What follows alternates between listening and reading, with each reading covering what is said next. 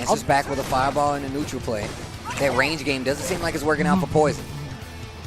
Yeah, I'm looking right at it too. There it is. Yeah, I was waiting for that forward Fierce to come out. Damage. Tries to bait something out. The standing heavy kick. Big damage side switch. Dash I up. love the crouching, medium punch. That stun is right there. Wake up jab. Finds an opening with the target activation off to the block. Plus. Plus now. Oh, baits out the DP pending no drop item. Takes that second game. That scramble got intense and stun was definitely on the table. Man, there's such an intimidating look from eye domination. Oof. Glaring into the screen. A little bit of a head tilt on that. Making a slight and subtle mistake, but Punk, if he sees it, can make a subtle adjustment or a subtle punish. Ooh, anti-air crouch jab. Okay, Punk. Forward throw. Not often go for the roundhouse meaty. I feel like we don't see a lot of people go for it, but they want that ground, right? Because get another throw in the corner. But that's the thing. Like if you forward throw, you can't get the roundhouse to be +1, and you'll still be close enough. Oh, that's not gonna hit. It's okay. Not dead yet. I like that. Tries to conserve the meter, but this also gives Idom another chance to crouch jab to close out. Great patience there from Punk overall. But yeah, again, I guess he's trying to mix up his options. Have that threat of crouching medium punch. If anything, walk up. It's like I get maybe a generic option to use roundhouse, but I do like the potential mix that you get off of it, right? Okay. That medium punch, love me tender. Uh-oh.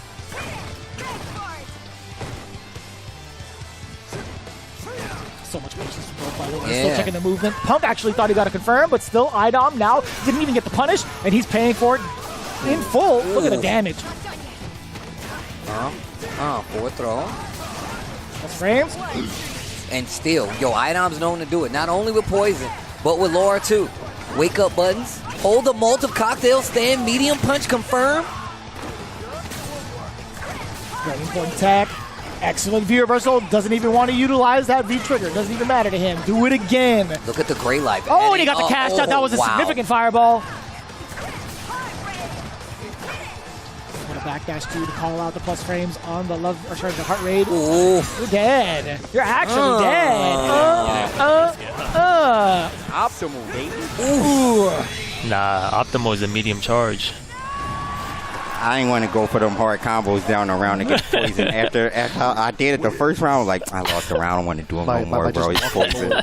Because he's really slow. Yeah. Yeah. Again, a great adjustment overall from Punk, right? Getting into that loop play, because I did not want to see that Vega come back in. I didn't want him to be stubborn about it. I didn't want him to be like, I could figure this out. I love him just putting away whatever it is that he's thinking about and just immediately goes into loop, and that's totally fine because it also gives him a sense of relief, right? We've seen his reactions immediately after the game that he won. He's like, I feel a lot better about this. Man, and I really do like the fact that once you get this W, that's the end of the team battle. You don't have to worry about any rebuttal that gives you the win. That's 30 points. That's a big chunk for some team battle play for the week. Speaking of big chunks, big damage right there. Synonymous with loop. By default. Ooh. EX love me tender. Ooh, go to sleep. Break. That could have been EX. E-reversal to keep the momentum. Punk, I there like it what is. I'm seeing. That's going to be another round on the board. That's the confirm I like to see from Punk, right? It's very familiar with what we've seen, the damage output from Karen, low forward into Tenko, and everything's business in the corner, right? But I love it a lot more off of EX Flash Knuckle. Ooh, no. The crush counter, big time. Look at the momentum now. Idom just taking it all away, and look at the red. We were talking about big damage. She can do the same thing. Yo. Stand heavy kick. Looking for a crush eye. Beck gets out of the corner. Wait a minute. Uppercut combo from the lights. Jump in. Not going to work. The EX uppercut will, though. Another forward throw. Punk on a run. That's 2. Goes for the jump in. Crouching medium punch in the meaty. Crouch medium punch from Poison. Saw the recovery from Punk. Tries to be a little too anxious. Oh. What happens afterwards? Still trying to get that information. Trying to break or crack the code on defense. Okay. Target. Combo gets the knockdown for Punk. Fishing with some big butts over here. Idom's back's pretty close to this wall. EX heart rate for the plus Ooh, range back dash. how did he know? Gets him out of danger. How did he make Full that read? combo conversion, yo, Punk. Is actually a god. The way that he made that defensive read was immaculate. Activate off the crouch. Do it again! Do it again! Oh my, he's so smart with his meter, Steve. I cannot emphasize that enough. This guy is so damn optimal. I know they call, there's Mr. Optimal in Japan, but I gotta say, Punk is looking like he's gonna get that title as well. He's trying to get that title. It's a special title on CFN. Mr. Optimal. Dear God, that was a lot Outplaying of people. damage. Come on, bro. I'm not outplaying. Come on. I see a lot of whip punishes. Huh? Lots of whip punishes. All of them. I never seen nobody whip punish Laura's crouch medium kick. You can't do that. You just did it. No, you mean poison. I feel like I mean, I'm getting poison, cornered too sorry. fast, and like I'm getting crush countered by a lot of heavy punches because I keep thinking it's gonna whiff. But I feel like this kind of like a poison problem. But I don't know if I should play Laura or should I just stick with poison. Do you guys think like I think poison is much better. better? Yeah, but the way he plays like walk and block. He doesn't jump too much, and he always use the forward Heavy punch. head punch is after like low four. A low four you block, then he will do it. So it's the best distance. So I should buffer more behind. It's either like after you block the low four, you walk four. You walk four and block. Okay. Also, are you getting hit by forward fierce because you're trying to whip punch with stand fierce? Stand medium kick. Oh, okay, all right. All right. If you feel like Laura would be better, then it'll be 2-2. And then he has one game Laura, even if it is Karen. So if you feel more comfortable with Laura, then do it. But it's up to you, because if you do win with Laura, he's probably gonna switch to Karen, and it's gonna be one game. So it's up to you. All right, let's go. So, one of the biggest things that we've highlighted from the side of Endemic is what the problem is, or like what the issue is with the forward fierce from Luke. Like, I think there's a lot of times where Idom has gotten caught trying to crush counter, trying to whiff punish it. Instead, he gets crush counter because the normal is just too long, or too long on startup, I should say. I mean, just the placement on that heavy punch is so good. It's kind of a little staggered a little bit, and a lot of times you're getting hit by it because you can tell right now he was like, yo, man, I keep trying to like move. He was talking about why he was getting hit by it, and Punk's still playing this range perfectly. Another knockdown in the corner. And one of the biggest things too is the low medium kick if it comes into play, but the jump. Oh man, missed both sides. Even the spectators were like, what? I don't know if you guys heard it, but either way. Tries to use the overhead to That's get the huge. stun hit, and that is not good. Uh-oh. He pressed the button. Yeah, that was reading maybe the crouching medium punch. anything. Literally anything. Punk was committed to that option because he knew Idom was still trying to enforce offense. Wow. Using the bench, using the taunting bench as part of his gameplay. Oh, dash up, crouching medium punch. Oh my angry. gosh. Okay, stance cancel combos. Idom. That's one of the trial combos, man. That's day one. Nice. Jesus! Okay. Oh, damn, yo, he even had a smile on his face. Oh my God. I'm like, yeah. I pray to God we got a cut on that. That was. I really hope y'all pretty caught good. that. That was good. The eye domination smirk. Woo. Oh wow, sweep. So that was the other issue that Gamer V was talking about. Within that range of low medium kick, either you walk and block it or stay out of range, man. Oh, that's gonna hurt. Out of the corner, back to the middle of the stage, catches with the crouching medium kick.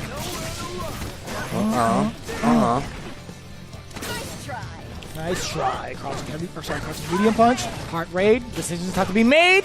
I love the double jab. Do it again. EX Ooh, yes. back throw. Here's the corner. Idom. There's the throw.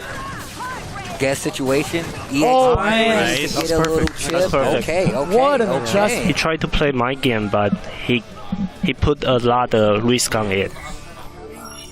Now the pressure's on him.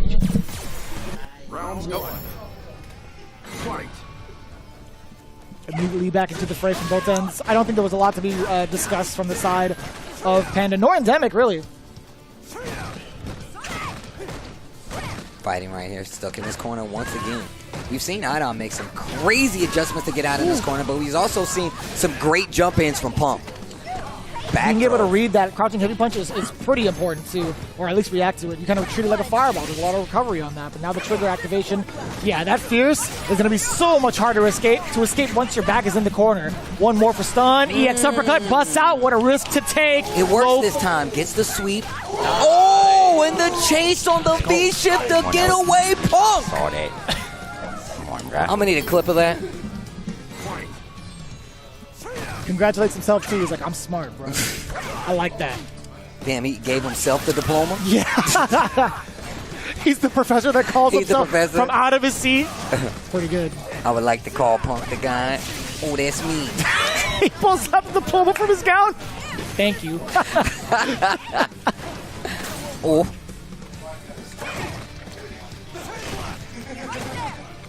Heavy tender.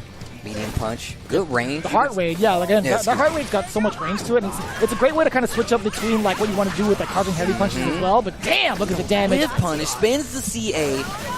I love this cash out right here. Down around, Idom spends all his resources, puts the pressure on Punk to make a decision. Raw activation.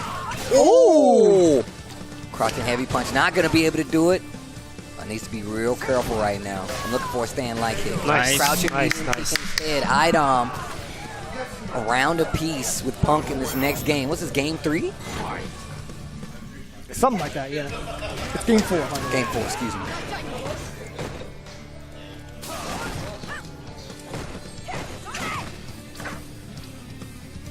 Good patience and medium punch once again. Idom tries to dash out of the corner. Hard rate, but it's too far out. Yeah, he has to check the movement immediately afterwards. He can't do double jab frame trap. Great patience. That's fine. That's totally fine. Yeah, within range to block the low forward. It's your turn afterwards. Yeah, so he's not getting a lot of these crush counters like he used to. Man, trying to charge up in front of Idom's face like that. V-shift almost had the punish. Just a bit too far. Nah, he just dropped the timing. He was well within range. Yeah. It's just mistimed. Oh no, that was too sharp of an angle. Oh, I knew it. And the pop-off early, long before the combo ends. If that's going to be 20 points on the end there. 30 points for Panda going up against Endemic right there. Ooh-wee. Still not the worst. They got 10 points on the side for Endemic. Those 10 points came from NuckleDu. He's getting up there on the board as well. But Panda making a splash on the rankings this week, and I like to see it.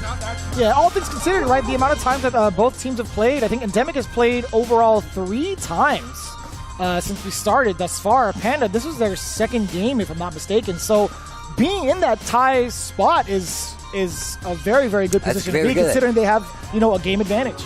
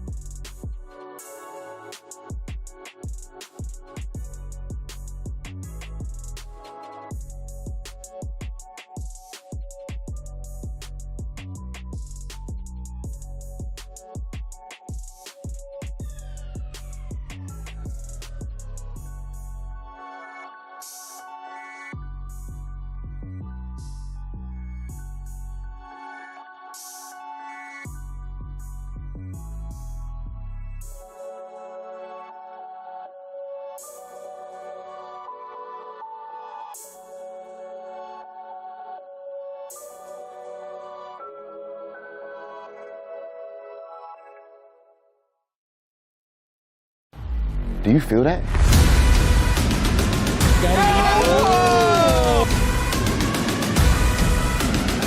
The ground trembling beneath our feet. We've all noticed a tectonic shift in the fighting game community. Let's go! Wow. Everybody's game. Nice! Let's go! As our gods have been shaken to the core from the footsteps of young titans growing louder and louder. You got it!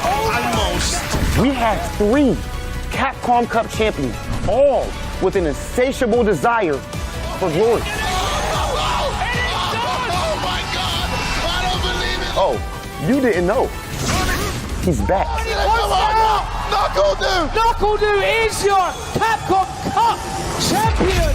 Capcom presents the return of legends, the rise of a new generation looking to take their spots, the pursuit of domination. A line has been drawn in the sand, and only the bold will cross it. This is Street Fighter League.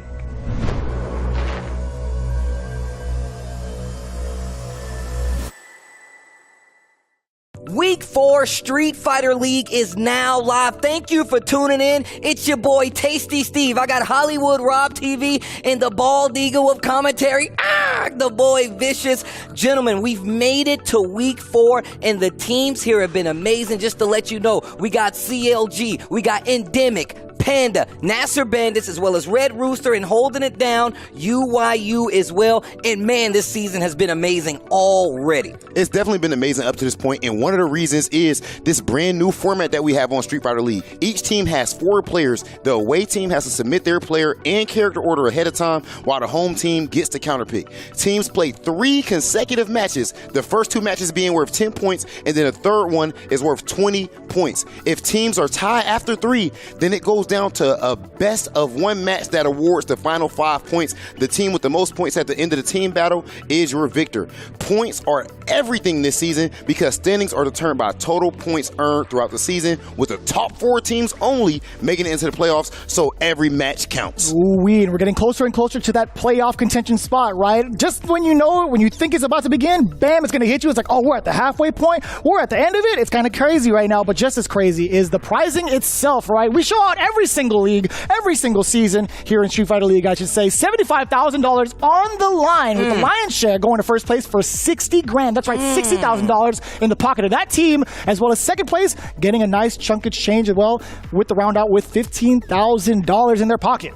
That being said, let's take a look at the standings, especially since we had a smooth shakeup on this last one. Nasser Bandits holding it down at first place, 75 points. Panda and Endemic tied up with 50 points following. Of course, for fourth place, we see CLG with 45 points, Red Rooster with 30, and at sixth place, we have UYU. But of course, it's a new week. That means new team battles before we go anywhere. So just real quick, Endemic versus Red Rooster is the first team battle we have, and then we have UYU going up against Panda. Let's talk about Endemic versus Red Rooster. Endemic has definitely been on the flux back and forth just a little bit, but going up against Red Rooster, they looking real strong, and I know you got strong emotions for Red Rooster. Oh yeah, bro, listen, I cannot bet against Ajax Fidelity right now. Right now, he's looking hot. I mean, of course, what he did going up against NL, and again, like so, as we brought up in the past, do you have any ed practice here in Street Fighter League? I don't really think so, and the dude is just that good. We see how strong Mono is playing, but outside of just that,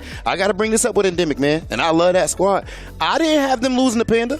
I didn't. We didn't know that was going to come right there. So, you know, they do have some question marks, but I will say what got to be scary for Red Rooster is Knuckle-Doo Dang seems to have awakened. My man found out where the V-shift button was at on the controller, and now I feel like he's shifting into gear. No, that's real talk. What about you, Jeremy? How do you feel about it? In regards to Endemic and the way that they've been formulating their plan week after week, I think Rob has a very valid point, right? When is Knuckle-Doo going to come into play even further on the away side, right? We've seen how he's played being the target of the counterpick. Now we've seen him played in regards to him counterpicking somebody else. When he figures out the mechanics on some of these characters, it's a whole different ballgame. But it's not to take the light away from Red Rooster. Again, the light pretty much shines in the earliest season, right? I got to say, that Red Rooster really wakes you up because we also have the hot dog as a side plate. You know, we haven't seen him play yet. The secret hot dog is the 29th hot dog in the pack. You bring up to family reunions. Everybody needs one. That's where a hot dog comes in. That's a big pack of hot dogs. That's a big family. Are you kidding me? That's a big family. Speaking of family, we got Team Panda, the boy group, going up against UYU as our second half of the team battles. I'm going to start with Vicious. Talk to me. I'm personally excited to see the growth of UYU, right? They had a rocky start, but it's still not going to be in reflection of past seasons. I think being able to talk to them in and out of weeks, there's a lot of synergy within this group, and I'm really excited to see how Xian is going to be regards to this team synergy, right? Against DCQ as well, we still haven't seen him play. I'm so excited to see that Urian terrorize the rest of the group. From UYU side, just like you brought up, I'm definitely extremely excited to see my man DCQ. But I have to say, man, Panda, they might have a little bit of an unfair advantage because they have a mole, a spy. Because Kami is, of course, a part of Team UYU outside of Street Fighter League. Full-blown traitor, bro. So he knows all the deepest, darkest secrets when it comes to NL. You were the chosen one. I really think that legitimately does play a role in that team battle right there. So as far as picking a favorite, I think that's pretty tough to do. Kami just played so good going up against Gamer B. We know what Nephew and JB's on. And then if Punk picks Luke from the beginning, I don't know who's really beating him right now. So I think I'm going to slightly lean. Nah, I'm going UYU, bro. The double surprise. Wow, we're going to stick to the UYU for the picks. Yo, Rob, I actually think it's amazing we got you up here on the desk. I love having this back and forth before we get into the team battles. I'm glad you guys were involved, and I'm glad you stuck around. Stick around just a little bit longer. We're going to get to the team battles for Street Fighter League Week 4 right after this.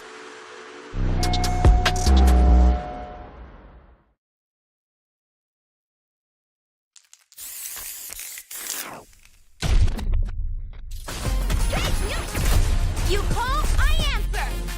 Pushing you on the scene.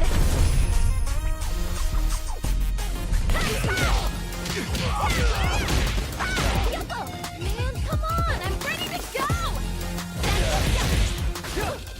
Calculated.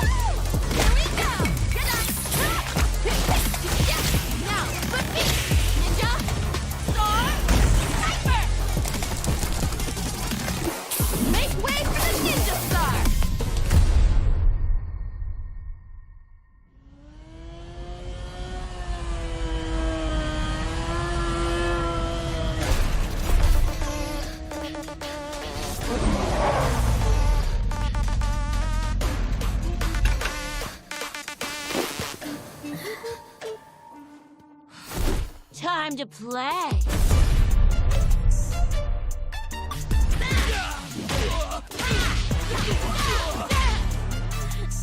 You gonna keep me waiting, babe? Such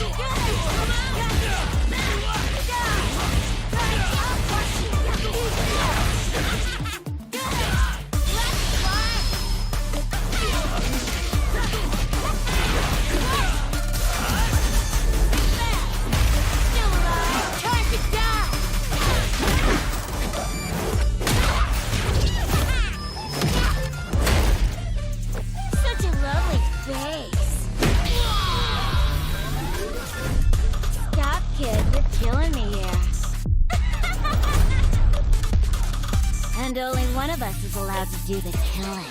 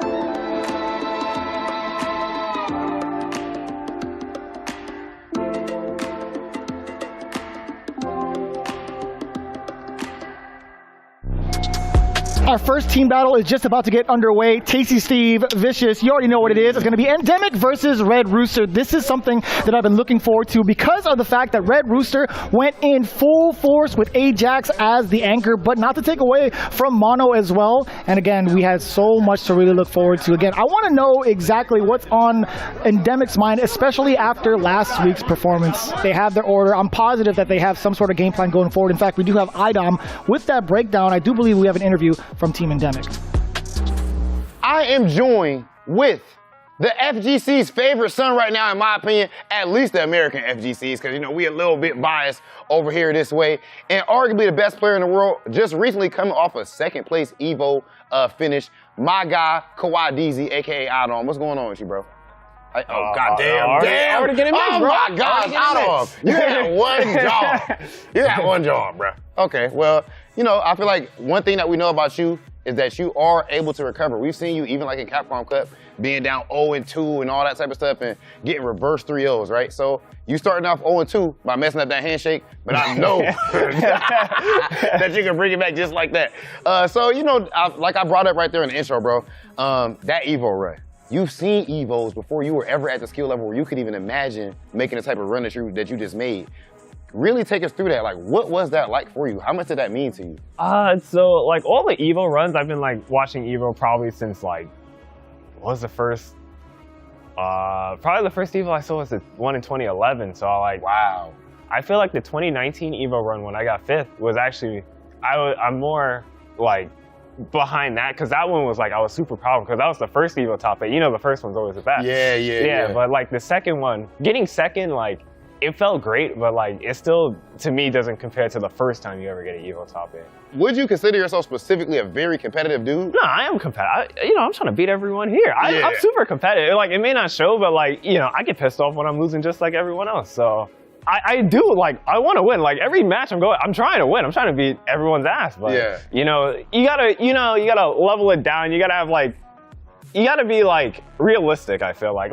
You obviously can't win every game. Nobody's won every game. Why do you think it is that for some reason there's certain people, like, you know, whether yourself, Tokido, the Knuckle Dudes, that seem to just stay a cut above even when these other players that are real good, I won't say other like names and stuff like that, like are training real hard, they don't seem to be able to reach you guys? I feel like it's very good training regimen. I feel like there's wrong ways to train, like when you play the game. You can like train for like something, like you can have like a strategy because, for example, like I have backup plans. I definitely have like a random strategy. I think of it versus Chris CCH. I was down 2-0. I was like, all right, I'm gonna have to go in my toolbook. I gotta do something random because this way's not working. So like I feel like there are good ways to train. I feel like if you're always training like 90% of the way, like the solid, consistent way, like to always make sure you like get out of pools or like you don't do bad in tournaments. But then against like the really strong players, they're like, okay, I gotta play solid, but I need this one gimmick, like something that no one's ever gonna be ready for. Bro, it's been amazing talking to you, bro. Just in general, like I feel like, you know, we've been doing like hella even like content, the podcast and stuff together lately with the Holly Reel and all that, bro. And you've been pushing your own content heavily. So, bro, always a pleasure talking to you, ladies and gentlemen. This has been Capcom Cup champion, almost EVO champion as well, but finished second place in America. EVO 2021 online champion.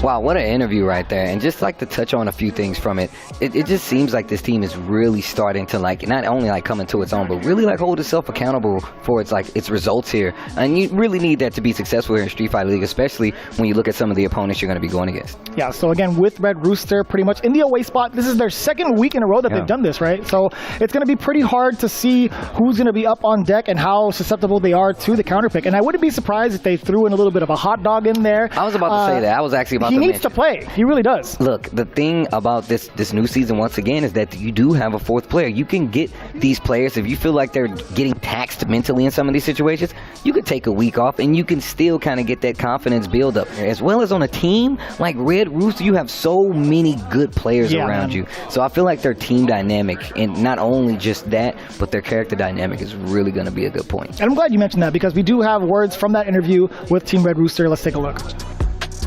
I am joined with two of Puerto Rico's finest, maybe the top two, I think it's probably fair to say at this point. Of course, one of them is the captain of Red Rooster, none other than Mono, and the other one is the secret weapon of Red Rooster and Ajax Fidelity. What's going on, fellas?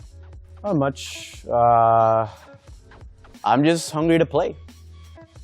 Bruh, I mean, I can see, I feel like you should be after what you just did against NL in previous episodes. But first, I actually have to ask my man Mono, where in the heck did you find this guy? It's like, it seemed like the world may not have known, but I don't know, like you knew. Okay, so he played a little bit of Street Fighter. We used to like play online sometimes, like he would be playing.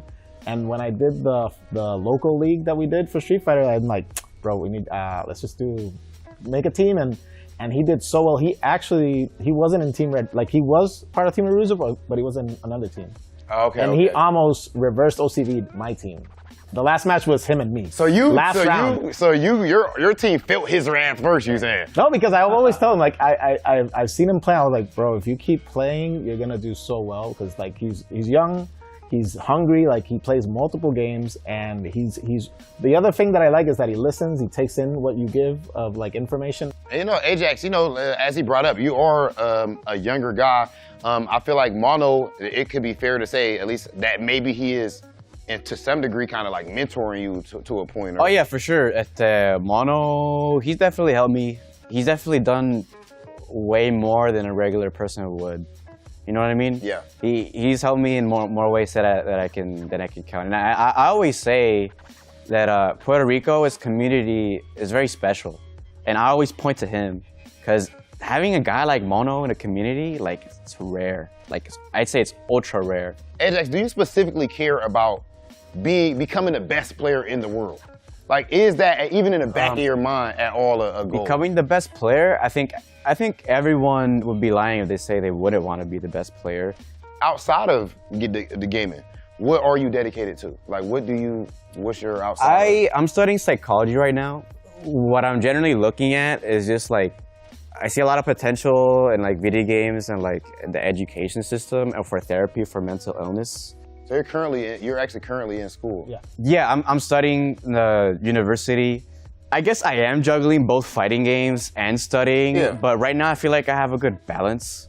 I mean, it's looking like, I haven't seen your grades. I ain't seen your grades, but at least as far as I'm doing good. I'm doing good. Okay, nice. On the sticks, everything sounds like it's working out perfectly. I'll be like, are you checking him? The grades and stuff? Yeah, I better be, right? I better be. I'm gonna start sending you DMs or something just periodically to check in. But man, bro, you know, in general, checking in with you guys has been amazing. You guys are definitely, I feel like, one of my favorite teams to watch overall, and I'm sure that the viewers at home feel the same way. Ladies and gentlemen, this has been Puerto Rican representatives, Red Rooster representatives, none other than Mono and Ajax Fidelity. For those who don't know, Mono is a huge pillar in Puerto Rico. Tournament organizer, understands the ins and outs, not only as a TO, but as a player as well. Then that carries over to Ajax. He's able to have eyes on a lot of the players in these communities that we may not even get to see because we're not local to those areas. Again, it's going to be Endemic in the home side, Red Rooster on the away side. For those that don't know, Ajax is going to be the one pretty much starting out the battles. That is going to be pretty hype. Yo, who's up against him? That is Shine, my man. I'm really excited to see how he tackles this edge. With the amount of damage that Cody can output consistently, that just means we're going to get more opportunities for V-Trigger as soon as he's let loose, right? There's a lot of opportunities for Cody to keep the positivity, to keep that pressure with plus frames is what I'm trying to say. And I want to know what Ajax has to say about that. All right, here we go. We saw those crush counter setups, man. We saw how well they worked against NL. Let's see if my man Shine's a little bit more versed in this Ed matchup. There's a lot of characters in Street Fighter V, man. This is good. This is how you show people are cut above the rest, because Street Fighter has largely and always been a matchup-centric game. Very much so a big knowledge check, yeah. So you're going to have to know just, you know, the general spread. You're going to have to understand that some matchups might be bad and some of them might not be in your favor. And there might be some matchups that could be in your favor, but you might not even know because you never play the character. But here we go. Slow start up here, but already, same situation. Corner pressure, just chipping away with the gray life. Small check, or just, you know, dude, this kid is so good, Steve. This kid is absolutely ridiculous. Yo, he's kept Shine in check for so long, man. 50 seconds on the clock, but look at this immaculate play. He knows the patience, he knows the spacing, and he knows exactly how to utilize that flicker. Ooh. Wow. The reversal gets to the other side. Stays in the middle of the screen, though. That's how you know the neutral's nice.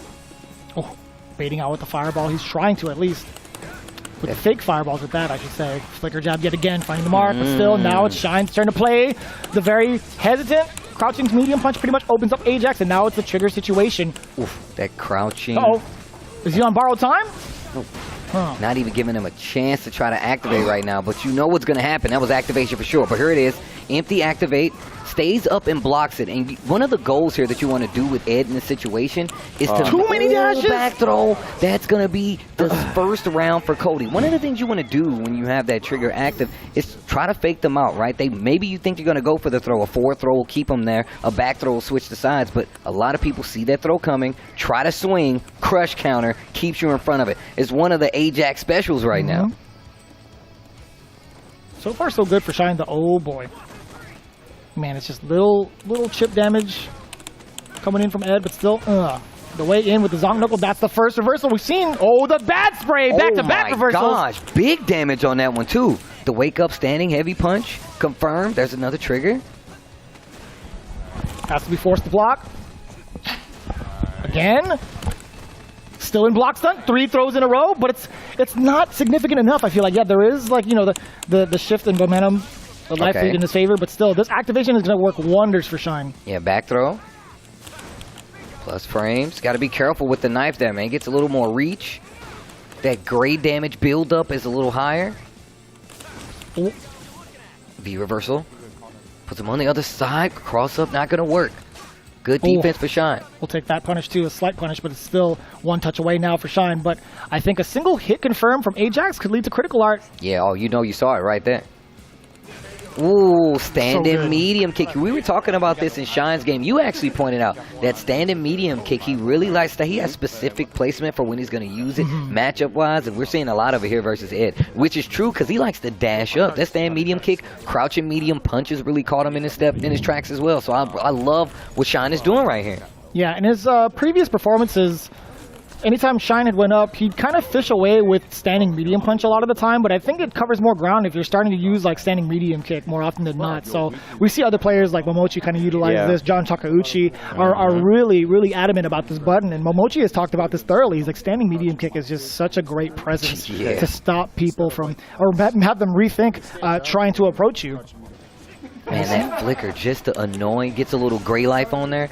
Any small jab check, I would look at that every time.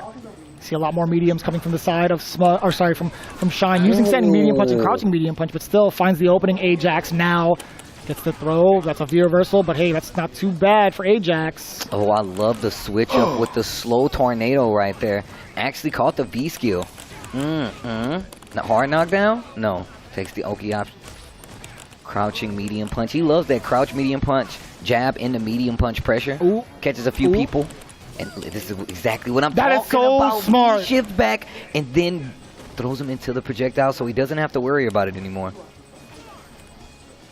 I'm waiting for Ajax to maybe do like a side switch mix up off the V trigger one. Even if we get it, I mean, like, that'd be pretty cool. But either way, Shine now one touch away. The counter hit, crouching medium punch. It's so much of a different story when it's up close, right? We talk about medium kick. Wait till it gets a little bit closer. Crouching medium punch is so tough to contest against after it's blocked. And I know you're talking about, that crouching heavy punch. I know you were talking about, like, why isn't he using it? But you have to remember, Crime Sway is really good. It's going to be a lot harder for you to press a game like this right after that, especially because you got V skill. Like, you can just dodge it outright and punish him for it, so you really have to be careful. Okay. Utilizing that meter, yep. We've seen it a couple times, 2 times over. He's very much so eager to get this pressure going against Shine. Ooh, caught you peeking. This is going to be big damage. Not the round, but it's going to hurt. Damn, that's sick. A bad spray? Oh, boy. Oh, big crush counter. You hear Red Rooster waking up in the background.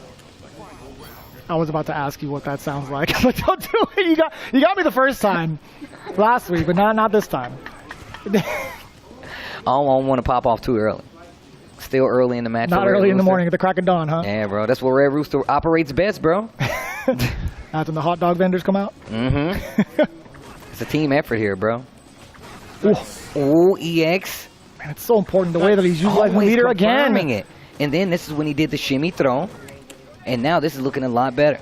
Man, that tornado is actually pretty good in this matchup because of how slow it is. Controls a lot of the screen pressure for throw, keeps the plus frames, yeah. Yeah, and that's why he utilizes V-Skill too from the side of Ajax. It's just not going to be effective enough if it's that slow. If you mistime it, you're going to be hitting it. Yeah, we saw that in that first round. But still, again, still trying to figure out what it is that Shine wants to do in neutral. Ajax not giving him any sort of remorse. A lot of the flicker jabs still doing a lot of the work to the neutral jump. He sniffed it out. Actually, he reacted to it. Okay. Bad situation for Shine. Swings a little too early. That flicker jab paying off big time. I mean, this is what I was talking about at first, man. One Smug talking in the background. This is one of the best things about this.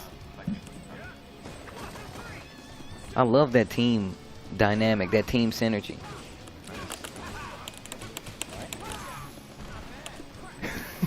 Oh my god. Another set of flicker jabs too. Oof.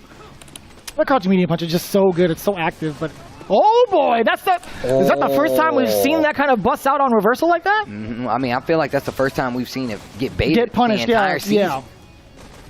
Hasn't been too many people been able to bait young Ajax.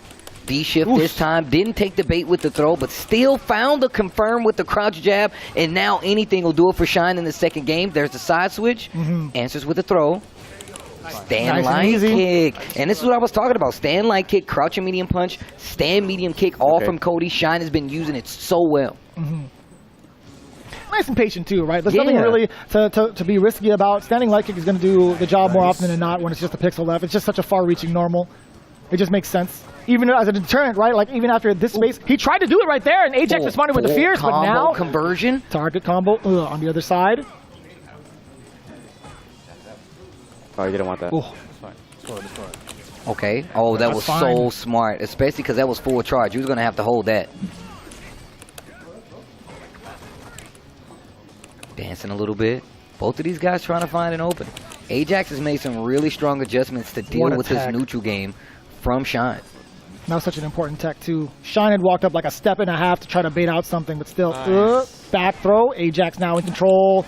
Has to hold that zonk, though. Wasn't ready for it.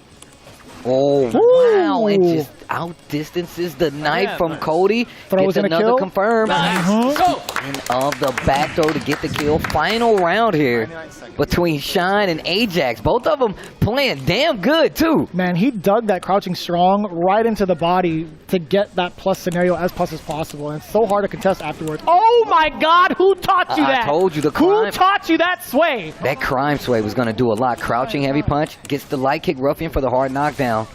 But Ajax ready for the sway. Uses that EX tornado to try to dilute it, but it's not going to work. Probably got one more. The backup again. Man, and the crouch jab check. The defense. Crime sway punish here from Ajax. Wait a minute.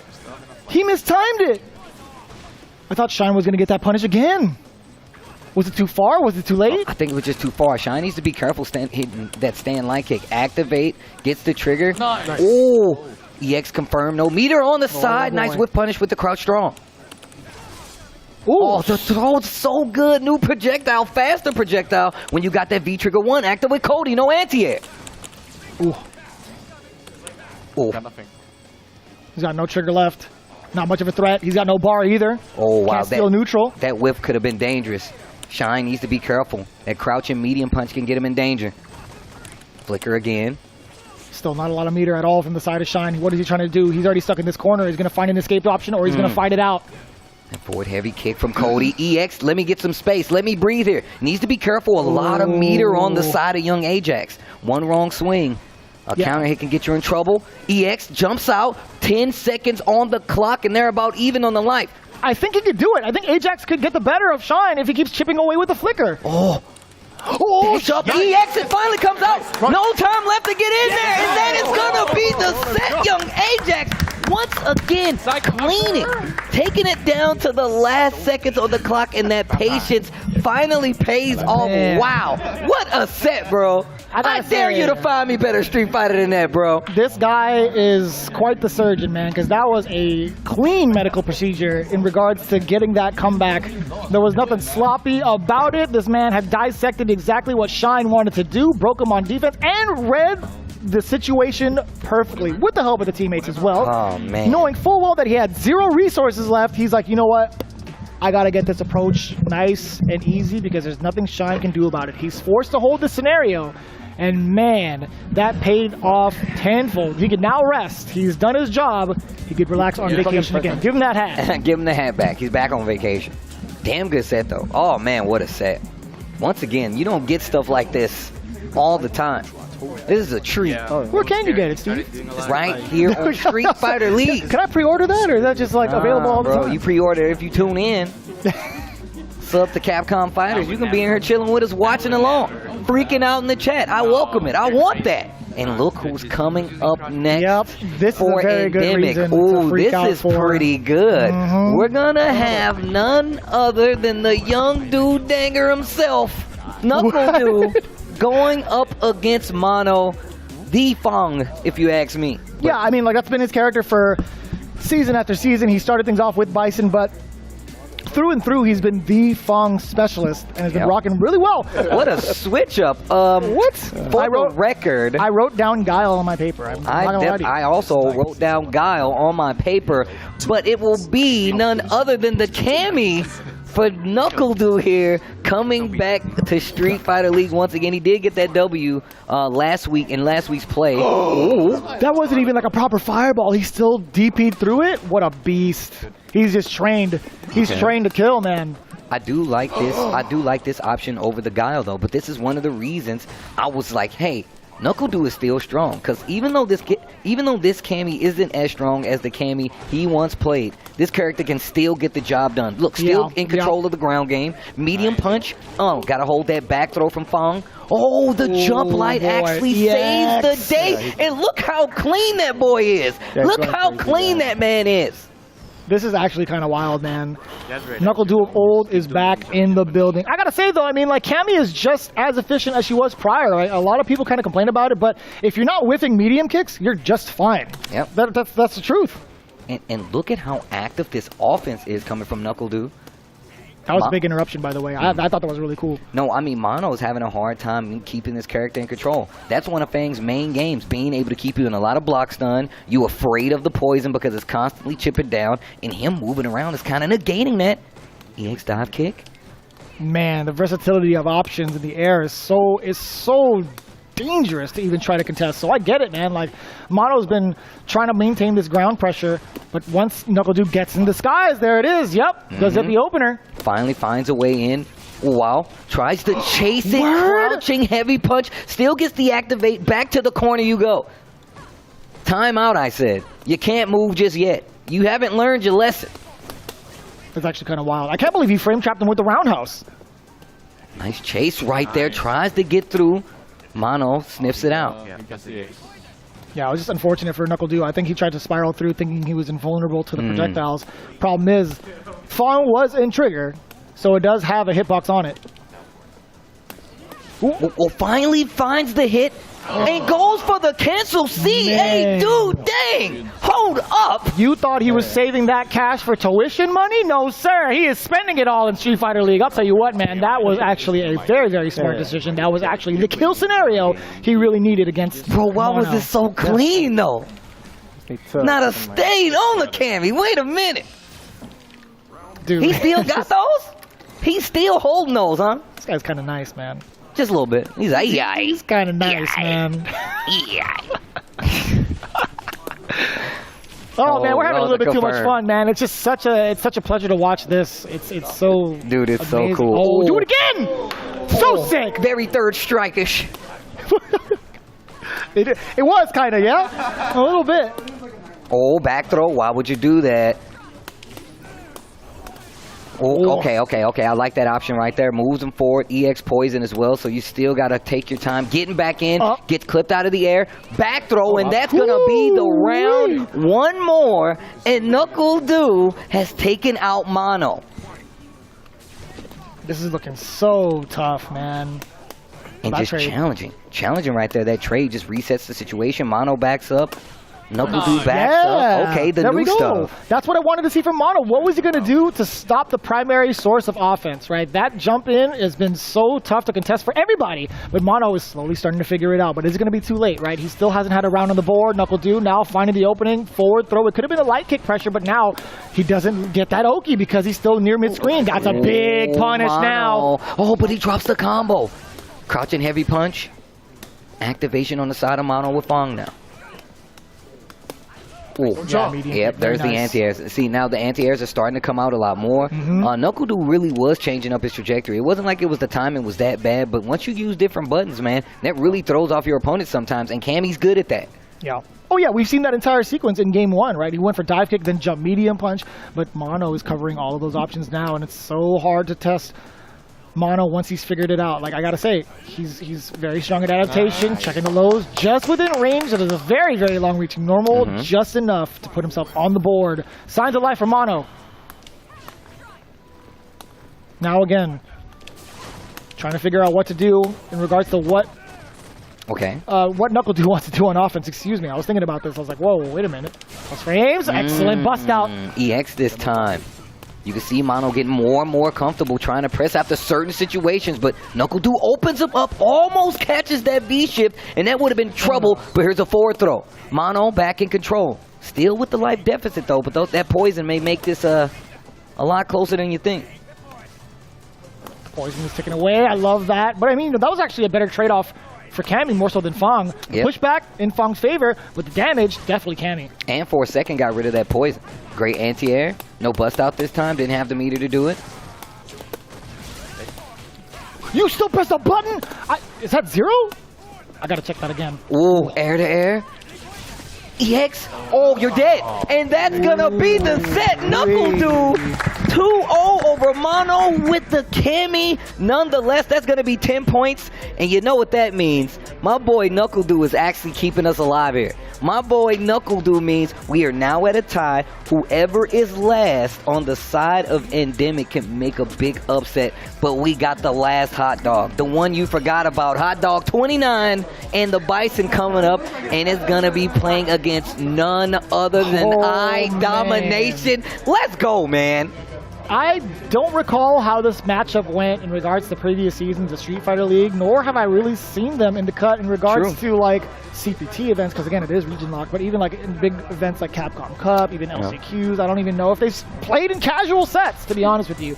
I need to know how this story unfolds and how it's going to spell out for the rest of the season, because each team has to play each other twice. This is their first encounter thus far. But man, is it a spectacle. Again, this is going to be something you really need to pay attention to. One, because you don't know which character item is going to resort to with the Bison pick, right? Is it going to be the Laura? Is it going to be the Poison? You know, I'm not even sure. What Bison has. But the thing is, I think it might be, if I had to guess, I would say Laura, you know?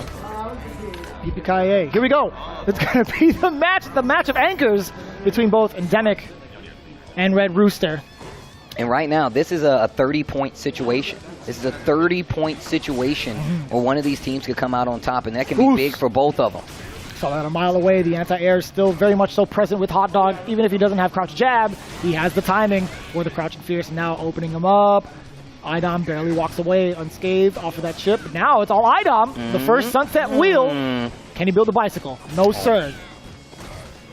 Speaking of bicycle, Bison controlling the neutral. Oh, I got scared. Oh, nice check, and that's one of the things you have to be aware of. Challenging that thunderclap, but the movement coming into play. Idom goes for a reset. No. Gotta respect the orb. Oh, yep, I was gonna say. Dash up, gotta be careful. Look for the throw. Oh, but you can't get away from that one. The noogie. He looked at him too. I don't know. I think that was like it was a slight gesture, not a disrespectful one. He was like, damn, I actually got that. Because Hot Dog like laughed after that. Oh, that was cool. Just took away the meter. What was that, standing light kick to interrupt? Yeah, standing light kick. Likes to buffer a little bit, looks for the counter hit. Makes a lot of sense. Forward throw. And this is what I was talking about. You got to hold this now. Laura doesn't have much. You either got a well-timed B reversal, get a good whiff punish, or you hold it. EX to get out finally. But the anti-air at the ready. Hot Dog.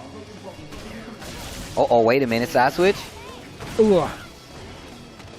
Forward throw. Here comes the command throw. Oh boy, there's the bicycle. I want another one. Side you switch and you're stunned, and you're right. You're done. Oh my God. Take the hot dog off the grill. That's actually kind of messed up. I don't want it burnt, okay? That was too much mustard on that one. That's way too much mustard. Oof. I love seeing those limbs hit. The standing medium kick to kind of check the distance. Bro, the shin guards. That hurts extra. But she got Tim's on, dude. Oh, that's true. I feel like it's the rock, paper, scissors battle. Like, you got metal shin guards versus Tim's. Tim's win all the time. I'm just saying, you wear them to work for a reason. Nice air to air. Steel-toed boots, man. Oof. Watch out now. Watch out now. Counter hit conversion? Yes, sir. Caught you reaching. Oh, this is a bad situation. Psycho Axe. This is what I was talking about. You get knocked down, you're probably dead, but not this because you're definitely dead. So, like, it's so intimidating seeing Bison with the slowest walk speed in the game and still getting shimmied. Like, within that range, I understand because his back throw is pretty far reaching. So I don't blame Idom for even attempting to tech from that far away. You know, the thing about it is that you have to make this character whiff, and these stubby normals, it ain't the easiest. And if you whiff, and if you just block Psycho Axe, Bison gets to get started. So, but wait a minute. You got the tricycle now? Taking him back to kindergarten? Lots of respect being played in the neutral. You got to watch the legs, though. And I like that ducking this time. Instead, I thought that was going to be a thunderclap challenge, and I think they did too.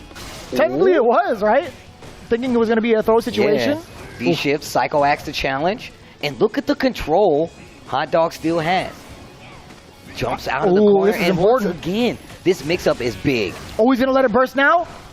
The carry and the damage. Triggers there. He gets to do it again. Okay, he's going to be blocking for about like 7 seconds. Oh, not if he dies first. And this is first to 3. This is an anchor match, but man, Shin said this in the interview, and I got to keep echoing it. This team is really hard to fight. It's no matter who you are, this team is hard to fight. There's way too many odd characters. The oddball group. Damn, Adam's family of teams over here, bro. Man, I'm not going to lie, man. A lot of the folks here were kind of questioning Red Rooster. This roster was like, man, what are the accolades of all these players? It's not even that kind of situation anymore. Reset to the throw. Overhead can do it. Elbow. Did you have V-shifted that? Possibly. Possibly. Oh, that's tough. Oh, he still got the back throw. Psycho Axe started. No. He could V-shift that too. Well, at least Psycho Axe. This is not good. No. And look at the meter that Hot Dog has. Catches the V reversal. This is not good. He was baiting the V-shift on that one. Oh my God! That was OD Hot Dog 29! Oh, not again! Oh, get Psycho Crusher! Oh my gosh! Steve, this guy is a maniac. Why did that look so in control for Idom up until the last 10 seconds? It's because it's the last hot dog, Steve. You never expect it. Never expected. Man, we got an uninvited guest. We need one more. It's the 29th hot dog. We need one more. Who asks for the 29th hot dog? You never know, man. Hey, this is my friend Bob here. He plays Luke. Nobody likes him, but you think he got something in there? You know what? Hot Dog 29. We don't need the buns. Here, you just take it. He just throws it at him. Oh, my God. I don't know why it became a suction noise. Yeah, I was like, you know what? I don't know what kind of hot dogs you're eating, but here we go. None of them. Either way, here we go. Don't knock it till you try it. Here we go now. Still swinging away. Steve, calm down. Ooh, the big opener off the low, medium. Ooh, block, punish. This is not looking good for Idom. And it's definitely not looking good for Endemic. Watch out for the throw. No, the tick. Actually, it's still there. Still within range. Side switch, not going to work out. Oh, the V-shift break, so well played. Hot Dog 29. Wait a minute. What happens Lower now? with V-shift. Welcome to the carnival. Oh, he's trying to do what now? Oh, he's not dead yet. Is he going to shift? Oh, but he's going to get booed. No shift, just shimmy. What's wild about that is I don't know if there was enough recovery for like maybe Hot Dog to punish with a slide and to activate. Regardless, right? Hit or miss, he would have been able to go into trigger, but still, like that's a really rough shot for Hot Dog. Idom now finally on the board. Look at that, ready with the anti-air. Psycho Axe was there waiting. Idom actually tried to move, but only got hit with the standing line kick. And you know Hot Dog was taking notes. Oh, God. Oh, man. Yo, this guy Hot Dog can play. What a confirm. Dash up, crouch short, tries to go for the tick throw. There's a trade. Oh, he knows the under spacing. the thunderclap. Oh my God, this is danger. Danger. Activate. He has to hold that. He has to hold all of it. Ooh, got to hold the corner too. And look at that, just Command like grab, that. we knew back it. in the game. If he does it again, he's gonna get the stun, right? Oh, if he does that again, he's gonna get the hot dog cooked. Extra mustard on the beat. Jesus. Wow. Wait, hold on, man. You got to make up your mind. First it was too much mustard. Now you said extra mustard. What's up, man? Bro, I don't know, man. I relish in the moment. I gotta be honest with you. I'm just trying to catch up. Okay, all right. Woo! I ain't know Dr. Seuss was bald. I didn't know that. Wait, where's the hat? Oh, no, that's a cat in the hat. Relax, Here we go, relax. relax. I had to get turned down a bit because I was going in. Yeah, you were actually going in, man. Oof. How does he get that so consistently? Man, I feel like I said, this walk speed, knowing that it's like thunderclap to get in, or you're going to have to walk forward. And Hot Dog's been checking every advance forward, whether it be dash, whether it just be, you know, that inch forward, whether it be thunderclap. Like, a lot of times there's been checks. Whoa. The reversal gets the knockdown. But was it worth it? Let's see him work it. The lows get checked, but still the challenge there from IDOM. Same side. What attack from both sides. The reversal. Keep him locked in. Knocked down. Gets the command throw. Here comes the corner. Crouching heavy punch. Gets the trade a couple times. A little scramble. Ooh. A series here, standing medium kicks. A series of medium buttons to get out. Tries to go for the jump. Hot Dog still ready. Not ready for that and the reset, but it's not done yet. Plenty of resources to get out of here. V-shift is one of them. V-shift break to get the knockdown. Oh, went for the throw. No anti-air V-shift. And the delay right there. You saw IDOM was literally just waiting. Just a split-second delay on those buttons right there to give chase to that V-shift. IDOM's still alive in this set right here. And I still can't believe it from the side of Hot Dog. He was so reluctant and hesitant to even try to get that final anti-air out. But I get it, man. You had 1 pixel left. If you mistimed it, that would have been it. He's playing to live another round, really, or live to play another second. Right. We need one more. IDOM needs another game. Hot Dog is just trying to close out. Stand medium kick. Ooh, answer back with a heavy kick of their own. Hot Dog, those anti-airs not looking too good so far. Reset it to command throw. Ooh, had to deal with the throw pressure there. Oh, activate. Needs to be careful. The frame trap. Yes, sir. The V-shift out of there. Extra pressure now. The chase down after the Psycho Crusher. What? My you God. dash forward? Why not? Why not, Steve? It worked. And now the set is 2-2. IDOM putting his team back in contention and making this a 30-point run here for this week's team battle. Endemic, man. Okay. Ajax talking to Hot Dog says, I think like we should that. use more scissors kick. No, it's really smart because there's been a lot of V-shift, there's been a lot of backdash, and playing that range. I mean, he's been confirming crouching medium kick into EXs quite a few times. Yeah, I think you need the anti-air. I think it's a really solid play too. Utilizing maybe like a hell attack to go air to air rather than just relying on crouching heavy punch all the time. Yeah, but the thing is, IDOM and Laura has pretty good buttons to deal with that, right? Even on the cross-up because it moves her forward. So it's really, it's kind of hard unless it's like a it has to be like maybe setup. like a neutral jump, Yeah. right? That has to be like the probably the most effective way to deal with it. If you're not in time for the crouching heavy punch. Ooh. See, you see that backdash? That's what I was talking about. If he starts calling it out with scissors, didn't have the, he actually had the meter right there. I was looking at the wrong side. He's always mentioning To be fair though, it's still something to really think about, right? It's still a hard reaction because if you get baited on that, you can get whip punished. Right. You don't space it right, you can get hurt. Oh, That's still plus. Two. Yeah, V-skill 2 is still plus. Yeah, especially with the bomb on her, yeah? Ooh. Backdash. That's fine, yeah. Giving space for the thunder. It's still that active because it was meter. Ugh, sunset wheel again. Lots of meter for M. Bison. We saw what happened last time. Yeah, but is he going to use it to use? Okay. V reversal stops the dashboard, controls the corner, and you see that? That's exactly what I was talking about on the anti-airs, man. Like a real rough shot now for Hot Dog. Pretty much match point for Endemic via IDOM as the anchor. And this Not is really a anchor, two-game but you know run what I back. mean. It's two-game run back more than anything. Hot Dog finally getting some playtime and looking immaculate this first game. First 2 games, actually. And now IDOM looking well in control. On set point right here. Ooh. Damn! He still has so much time to dunk it after throwing it off the backboard like that. Ooh. And light kick. Oh, Ooh, he chose caught you movement. swinging. He chose movement as an option. Stall the bomb. Look at that stun becoming a factor. V-Reversal gets a little bit back, uses the armor on the EX elbow. Tick throw, fake out for the command throw. One more is needed. One more. Anything opens up, Hot Dog is going to be over. Blocks the cross up, but here we go. Psycho Crusher, he's hella dead. This is going to take us to a final round here between these two. Damn, let's go. Endemic versus Red Rooster down to the final round, but no resources now. That's true. Yeah, just about a bar and a half from the side of Laura. Absolutely none for the Dictator. And Bison might be on the ropes here, but we'll see. Hot Dog again, swinging away, pretty active. I love the scissor kick to start things off. Very lucky, but now the Sunset Wheel coming in from IDOM. He gets to control the pace yet again. Counter hit, explosion, the reset, the side switch. Hot Dog has the defense, jump back jab. Now the anti-air with the crouching heavy punch. He's on fire on defense. Let's see his offense. Oh my God, what a read from IDOM. Wait a minute, it wasn't even a successful V-shift. It was just a V-shift that worked. Oh, but actually gets hit. That's what I thought wouldn't work, but it did work. Crush counter. Side. No. No, it ain't over yet. Air to air. On the other side, still plus. He gets to plant the bomb. How did you... Does he have the defusal kit? God. Does IDOM have the defusal kit?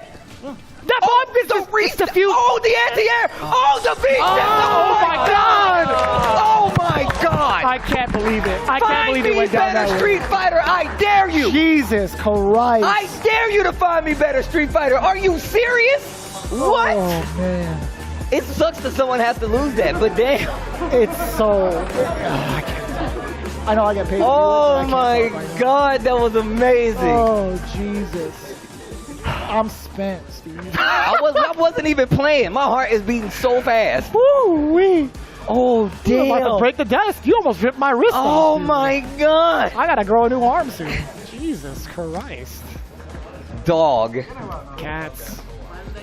Everybody in the building. What else can you say about that? Like, what else can we actually analyze or even commentate? You leave it on the floor for a reason, man. This is a real moment for all of you listening in and watching. Like, this is what I want. Why are you there? Because of this. We are so because of this to be in this era of Street Fighter, to be a witness to moments like these, man. Street Fighter 5 is on its way out. You're fighting for a moment in time right now. We're going to Street Fighter 6. We might have a whole new roster for Street Fighter. If I could survive with the amount of arms you're ripping off of me, I don't think I think my final memory will be in the game of Street Fighter 6 if this keeps up. Like, either you're going to rip my arm off and I bleed out, or I have a heart attack from yelling at all these matches. Bro, it's so good, but we're going to take it to the stage. Knuckle Dude is down there talking to Hollywood Rob TV, and I would love to hear what he has to say about this. Oh my God. That is one of the most exciting matches so far. I mean, honestly, for me, it's the best set that we've seen up to this point. If my heart is racing to the level that it is right now, I can only imagine how you guys are feeling. Bro, what was it like watching that last match? Bro, it was terrifying because Hot Dog's amazing, and he was up 2 games really quick. And his adjustment was he needs to command grab more, and I was scared going into the 3rd game because I was like, bro, is that it? There has to be more than that. But yeah. So that's what he said, like on the actual call. He's like, okay, what you gonna do different when you're down 0-2? Literally said that. You go, bro, tell him. I did say that. I noticed. I was like, I felt like I was too scared of V-shift, so I kept doing normal throw. He was tacking a lot. I was like, I'm just gonna command grab more. Bro, the V-shift in the corner though. I thought you hated V-shift. Right. When it works for me, it's fine, but... All right, that's fair. And, dude, as far as your match specifically, so, at this point, you only lost your first match. That was against Big Bird's Luke. And then since then, you've won both of your matches. You beat Nephew and Gao versus Colleen. And then now, what was the theory behind the Candy's Big? I knew I was going to run into mono. We had team meetings, and I trained against very specific Fong players throughout America, and I got a good grasp of the matchup, and yeah, felt confident. Okay, so do you think that right now Endemic is the best team in the league? I don't want to discredit other teams because Nasser Bandits is very strong, but I think we're just as good. I think there's it's probably UYU, Endemic, and Nasser Bandits are the strongest teams. But every other team is strong because we lost our first one to CLG, so everyone's no one's a sleeper here. All right, of course you do have to. That's understandable, respectable to be humble with that, right? All right, as you can see, Knuckle Dudang is still exactly who we know him to be, an absolute legend, one of the greatest Street Fighter players of all time. We have another amazing match coming up for you right after this break.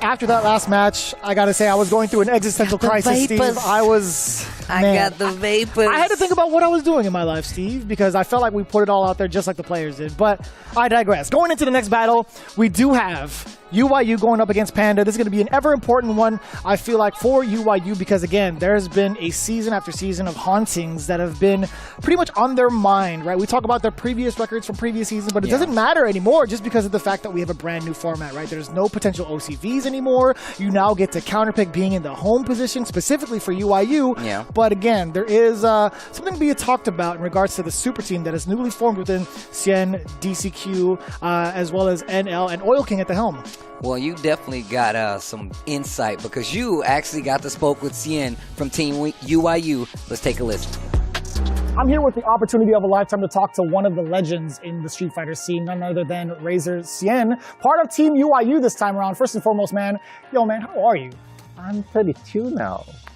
I'm getting old. I appreciate that. Like, I feel like, you know, we're about the same age because we are. So I totally feel you on that. My knees creaked as soon as you said your age, so I totally get that. But let's get into the business, right? The nitty gritty. Going into this brand new formatted team with UYU, the only returning players are Oil King as well as NL. But you've also got some like familiar faces with you to kind of talk about some of the strategies in the current form of UYU. Can you talk to me a little bit about how much that actually plays into the strategy going forward into the rest of your matches?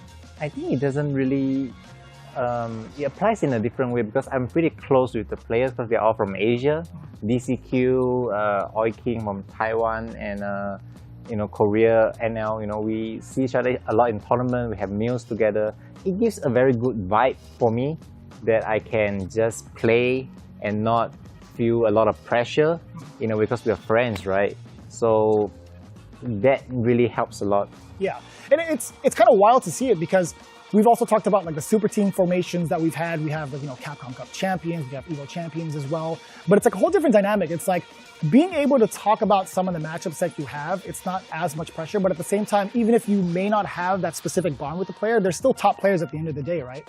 So the good thing about if you team up with a lot of very highly graded top players like, IDOM, and stuff, is you get a lot of knowledge, to share, even though you may not feel as close, the knowledge part where all the top players share together, you have really great info and the strategy will be great. But the bad thing is if things doesn't turn out well, you are not so close, right? And when you come back to your seat, it's gonna be a little awkward. You're gonna feel really bad for the rest of the day, and it's hard to suggest what to eat for dinner, because you just lost. That's the worst part. It's like, I don't want to go to Korean barbecue with again. Like, I really don't. Like, so let's go back to our hotel room. We got to get you more on Street Fighter League Japan as well, because when we teamed up for commentary, man, it was something magical. This guy has all the knowledge in the world, and I'm looking forward to seeing that pretty much played out here for Street Fighter League. Yo, Xian, absolute honor. Xian, always a team player, just a great player overall, but I'm glad that he understands like the magnitude of being with a team. Right, there's a lot that goes into the planning and just overall confidence of a team, right? Especially when you have this group in particular. Panda is going to be one of those cats to kind of look forward to as well in regards to how they synergize, because they are team friendship as well, right? You have all the boys coming together. You have JB, you have Kami, you have Punk as well, right? And then who else? Nephew, of course. Nephew. Satsui no Nephew. You can't exclude him from any of the conversations in regards to Punk and the group. But speaking of Punk, we do have the interview. Steve, I believe you talked to him, right? Got to share some words with him. Let's take a look. Street Fighter League Season 5, man. We've been having some amazing interviews, and it don't stop. I'm here with my brethren, Punk, the guy. You know how we get down, man. You guys had a pretty good showing last week. Kami got some points on the board. Y'all still was in contention. How are you feeling so far that we made it to the season? Well, we're one of the only teams right now that actually have the 30-point match right now, so it's very good for our team to have that. And, Kami it wasn't very surprising to me because he very confident. Yes, like when I was talking to him last week, and he was very confident that he was going to beat Gamer B pretty much. And usually Kami isn't a person that's like super confident. He kind of tells you how it is. He's like, I don't want to play this team. I don't want to play. So when he says that he wants to play, that means I believe he's going to watch that person. And indeed, he watched them. So, I can't be, I'm happy that he showed off what he was talking about. Some people talk the talk, but they can't walk the walk. But okay, talk to me a little bit about JB, man. We know JB, he is not new here, but he's one of your boys. Talk to me a little bit about the Rashid going forward into the season. Well, I don't know if I put pressure on JB. Obviously, I've been going last every time, but I've been telling the whole team, like, our ace is JB. Yeah. That's who I feel like. Yeah, that's who I feel like the ace of the team is for us, So that's why he's here, and I think he's going to show up and get some really big and important wins for us. So I always trust JB. Back in when we teamed up with Broly Legs in the first Street Fighter League, there was time where he beat Du and Idom. That's true. That's true. Like, having JB there, when you need him the most, he shows up for me. So that's why I consider him the ace, because I know if he lost 8 matches in a row, the 9th one, if we needed that to win, I believe, he's going to get it done. No, JB is another player that a lot of people don't kind of keep eyes on, but JB is very strong. And on top of that, people don't know he was originally East Coast before he trained. Yeah, we got over here. You know what it is? It's because JB fake. He changed up on the East Coast. He really believed he a Californian, and he don't be trying to say he from New York, but JB is a New York relative. Bro, that's crazy. He be dressing like he from California. Yeah, he do. But he didn't used to dress like that. He definitely did not used to dress like that. Bro, I'm going to tell you right now, though. Punk, and I love being able to tell you this on camera, man. Street Fighter V has been amazing because of what you've done, man. You know I'm a fan. I'm a fan and a friend, but you lying to me if you telling me Punk is not one of the most electrifying players. He deserves to be on that mountain of Street Fighter V gods, and he's one of my brothers. Yo, man, it's been a pleasure. Amazing talking to you. Hey, man, you know what it is, man, and good luck on your team battles, man. Thank you. We're gonna get back to it. More Street Fighter League Season 5. We're still alive. Let's go. JB is still trying to get his W's, trying to get the wins beneath his Rashid, but Kami actually on the board too. That's pretty impressive. Like in comparison to season after season, the way he's been performing, I think he's found his solace with Luke and the way he wants to perform. I feel like he always adds something to the team, Kami does. And like one of the things we touched on in the interview is like he's a straight shooter. He'll tell you if he's comfortable. He'll tell you if he's not. He said in that last team battle that Kami was like, yeah, I got this. Let's go. Like, let me play Gamer B. I can take Gamer B. Yeah, and man. that's one of the things he loves about having Kami on his team. Let's see if the Dark Hold gets unleashed from Nephew, right? Oh, yeah. I talked to him earlier. I was like, are we going to see the Shungoku Nephew at all? And he's like, you know, maybe. It was very soft-spoken. He's like... He's all extra soft-spoken. If it happens, yeah. All right, that's fair. If they summon him. That's fair enough. Either way, it's going to be via Colleen, right? He's not even going to go or entertain the Luke mirror match, which I totally understand, but it is going to be first to two regardless, so he does have that option on the table. NL, however, got shaken up a little early by way of Ajax. He got cleaned out a little bit by Ajax in an 0-3. A powerful cleaner than Ajax is. Look it up if you don't believe me. But NL going first this time for UYU, and that's an order switch that I really like to see. Puts less pressure on NL, and I feel like when NL is comfortable, he plays so much better. Also, like if you tie that to his tournament play, when he gets further in tournaments, that's why he's always unstoppable. The confidence has already been built. He's already, worked out all the kinks and the bad parts of his gameplay, and you get this kind of solid-ass NL, execution-heavy, straight-to-the-point gameplay. Man said he's the truth. NL stands for no lie. Again, he's got so much damage on the table, and he was such a bully towards Nephew, man. He's actually playing big brother. He's talking about little brother, not nephew. About to make him his uncle, if anything. If you really want to play the lore game, he's about to make him his uncle. You're my uncle now. I don't know if I want to. I want a bike for my birthday. I meant to say NL was the uncle, excuse me. But you know what I meant, chat. Everybody knows. It's fine. It's fine here. Ooh. I love using this jab up close, really challenging what Nephew's trying to do. And we know that's going to lead to that target knockdown. And even if you don't have trigger to kind of back it up, that's just the kind of pressure puts you right in range for those heavy buttons. That's a good eye, too. Oh, man. Speaking of good eye, attention to detail right there with the Sandblaster. Stuffing out the icicle. Oh, the hold! I love the backdash there, but still gets whip punished. Critical art, that's not going to be too high. This isn't Nephew. Or sorry, this isn't Chris CCH. This is going to be NL. Big damage. Not dead just yet, though. But we know what the V-trigger can spell. That's after, hopefully, we see an activation, which we won't. First game going to NL. And I'm going to tell you right now, you know a game is going bad for Nephew when he has V-trigger and he doesn't even activate. I feel like you didn't really do anything wrong. He just looked you. Yeah, you just didn't really get a chance to play, to be honest. I think if you want to play Cole against Best, just try to walk him to the corner without taking much damage. It seems like you don't really need to do any of that extra. He's walking himself to the corner. You could literally just play it patient. Like, I know you're trying to get through the fireballs and crush counter him and stuff, but he's really just walking himself back to the corner. Just be careful for the dash up, because once he sees that you're walking into the corner, he's gonna start dashing on you. He is not confident. You just play what you want. Don't worry. No rush. Look at you. I'm okay. Yeah, go. NL says he's okay. Puts his mic back up. That's all he said. Bro, NL goes to execution mode. And Nephew was just talking about that. He's like, he's feeling okay too, so. We'll see. We'll see how it plays out. A couple of Sandblasters here. Nephew slowly walking in, inching in to get at least the crouch medium kick, but still an L. Yeah, the counter poke is there. Standing light kick, but now the forward throw. What happens afterwards? Finds the exposure down below. Yeah, low forward just to keep that momentum going.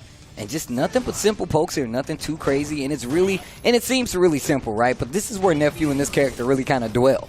So it's really hard for Nephew to get any kind of game started. Already lost half-life before we got the V-trigger. Now he gets to play EX Parabellum, Oki in the corner, forward throw to keep it.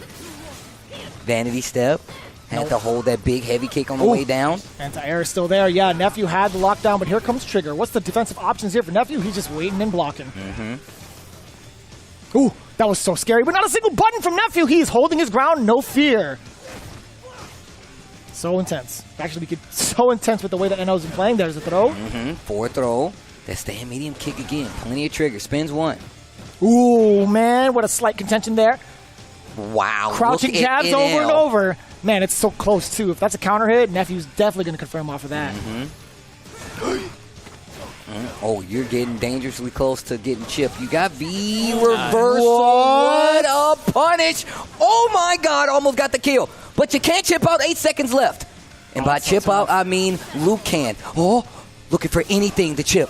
Spins the meter 2 seconds. Collade's still alive, and he did it. Oh, my gosh. He wasted 2 EX bars thinking that the approach was going to come from Nephew. Never came. Nephew steals the round and 2 EX bars on top of it. My man's made out like a thief. I was going to say, he's part of the Matrix. He's beginning to believe. He can see the bullets. He just dodges them back to back. This guy is immaculate on defense, but also his confirms could be something scary. We'll see if we even get to that chapter, because right now, NL is looking to close the book.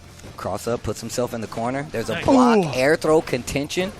Gonna get rid of that stun as well, but he's a target. Knockdown, activation here from Nephew. I like that. Yeah, no fear of the target combo. He's not going to let that slide. A big punish and a big whiff punish on top of the confirms that Nephew has. His whiff punish game is ridiculous. Ice cold. Speaking of ice in his veins right now, NL not afraid to spend it or press the buttons on wake up. Crouching jab is what led to this decision. Boom! Looking at match point now for NL. NL looking good this week. And I talked about this, man, and this goes for anybody. Regardless if they're your strongest gun or not, you can't always make them play in that last position, man. It puts a lot of pressure on any player. Right. Some people may be used to it, of course, but it's still not something that you should constantly put one player under. NL playing a lot better in this beginner slot, but NFU waking up. Forward throw. It's going to be a problem now. Starting to apply a little bit of the frame traps there. Crouching medium punch to start things off, but still no, too far to get the rest of the target combo. Nephew knew it. Armbar on the way down. What happens afterwards? The check on the dash. Lots of stun on top of that as well. EX Parabellum once again should push to the corner. Yep. Takes the Oki. What's the guess? Stand line kick. Wake up EX uppercut coming from NL. Backing away, playing the life lead game. Even JB approves. He's like, you know what? That's a good play. Just hang out for a little bit. Force him to make the error. NL does have trigger, though. Yeah, both have trigger, actually. But what are we going to use it for? Oh. That was actually disgusting. That was the highlight for the N1 mixtape. We're putting immediately to VHS. We're going to scrub that to 4K, actually. We're going all the way with that one. That was Bone Collector. Okay. I think when you open, he don't like tech. He don't like tech. Okay. Yeah, take your time. You can do it. Maybe go for like when he has a little like less than medium health, like for delays, because that's mainly the time when he DPs. It's like when he has less than medium health. When he has a lot of health, he does jabs also, so you can definitely frame trap him. It's hard to frame trap this character. Yeah, I can do stand medium punch though and try to hope to hit it. You playing good. You playing good. The young gun, Alan's son, a.k.a. Nephew. He's here to do whatever it takes to take this W. Okay, forward throw once again. Back to the NL pressure. We've seen how effective this can be throughout these games already. Oof. And once again, a lot more confident when this beginner spot, this beginner starting position here in the lineup versus Panda. Ooh. Something we haven't seen utilized as much is the background house as well. We're starting to see that a little bit more in this matchup, which could be a pretty big threat to NL with the way he's been counter-poking. It's exactly it. Forward throw, wait a minute. Nephew starting to get a little offense on his side. Stand medium kick activate. Almost at 50%. Reversal call out once again. So smart. Single-handedly changing this offensive game. Air to air. Clips the toes. This is not looking good for NL. Oh boy. Challenge. That could have been bad. That's how that last round ended. Hold the Hailstorm, trying to go for a shimmy, calls out the EX uppercut, and you see the celebration coming from Punk right there. NL accepting the fate, goes right back in. You need that kind of rebuttal to make sure you got your head in the game. Air to air this time around. We're starting to see a little bit of the frustration set in, but no, sir. This is actually a great start for NL. Trying to make this comeback. Forward throw. No meter spendages here to get out of the corner. Nephew's actually stuck. Or so I thought. Yeah, using the activation right there. Fought back to the middle of the stage. NL Crouching right at that range 3, gets an EX hit. Needs this round if he wants an opportunity to take the set. That's the second time we've seen that switch, that side switch hit him and actually get him in the air. Yeah, he is chasing him. No frame traps here, just immediately going for the meaty throw. Checking, double checking, triple checking. These delays adding up. Gets crushed. I'm out of the corner. Yep. Kill situation, forward throw. Oh! That could have been so ridiculous. Even Punk looked back. He's like, damn, I actually thought he was going to hit that. And he saved all those last 2 bars. Didn't even need to use any of it. This is a good spot to be in for NL and UYU. What a call out. Yeah, that's standing short. Still getting as much mileage as ever. Being able to counterpoke Nephew. Why am I keep calling him by his first name? That's disrespectful. Put my man Government out there like that, man. Nephew going in. Ooh. Oh, wow. And the dash up just to make sure you get max screen carry as well. Uh-oh. Nephew's tick throws. Oh, boy. They're pretty potent. I don't know if it's going to work against NL. Checking with the jab. Finds a way through with the crouching medium kick forward throw. If the thermal barrier comes out right now, that'd be pretty beneficial. Oh, tried to go for the air-to-air. And the EX reversal uppercut hits. This is done perfectly. Still not enough to kill. He can thermobaric now, but there's no. Oh my God! The EX vanity to get through one more. Oh, I can't believe NL woke up and did EX uppercut. That's crazy. How many times does he block that, Steve? In that specific he scenario? Made it with. He blocked it. He hit with the 3rd one, and now he hit with the 4th one. NL. No lie. Man. Bro. The realist on the rise. I'm telling you right now, man. You even gave him a chance to reply. Right. That was something. I'm saying. That's something they know. Wow, dude. Wow, that's the first set of the team battle right there. I can't believe he woke up and did it anyway. I think I referenced the wrong song, but either way. You did. It's but you know what happens. I'm tired, man. JB's coming up to bat up next, and that was actually a pretty big rebuttal from the side of NL, right? We saw the signs of life coming in from Nephew, and it looked pretty one-sided at one point. I'm going to be honest with you. He's starting to figure out the counterpoke game against NL, but still, the animosity in NL that he's been holding back since his last 0-3, you start to see it shine out. He's like, you know what? I'm not going to get stuffed out the way that he wants to play. I'm not going to fall into his strategy. I'm going to play the way I want to play. Yeah, but now, like I said before, I thought Oil King was going to be up. He is up going against JB right now. We literally called it, and for good reason, right? In terms of being on the home side, being able to get that counter pick, I think there's a huge statement to be made. I think Oil King is going to be sending out that Rashid to play the mirror match and establish dominance. I think the Seth, I don't know. I mean, JB has had a good amount of experience in Seth Fighter League, one of the seasons too. So that's definitely true. Well, I guess we're going to see. Maybe we will get the mirror match. And it's going to be the Seth. Okay, well, you know, Steve was pretty much on it. He's like, you thought it was going to be the Rashid? Well, I mean, you had that inclination. Look, I don't care what anybody says. Mirror matches suck, okay? No one wants to do that. And if you do, seek help. So, personally, I will, completely... Steve. I will. All right, well, I'm glad. Give me that hotline number, and I will figure it out, man. You need help. But Seth, I feel like I feel like Seth can really kind of contend with that neutral game, right? You get these moving forward normals from Rashid that Oil King can use perfectly. But against Seth, you got to be a little more careful because all it takes is one knockdown. You bait a DP, you're going to be in trouble from Seth. And on top of that V skill. Exactly what I was about to say. Yeah, looking forward to it, yeah. Primarily looking for the long-reaching normals and being able to counter that with that V skill 1 as well. That is already a quick stun and done. Man, it's looking real icy out here. It's slipping and sliding. Oh, back throw. Trigger. No block screen to go through it. Still has to hold the pressure, but didn't get anything from it. Tries to go for a double pressure situation, and you forgot I got meter. EX spinning.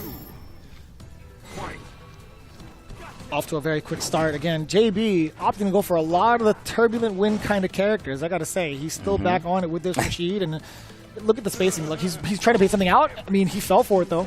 Okay. Got caught in the forward dash. Ooh, big crush counter. Look at the carry back to the corner. Calls out an early V reversal. Decimation Sword whiffs. Good punish for JB. EX pressure once again. Catches the backdash with standing heavy kick.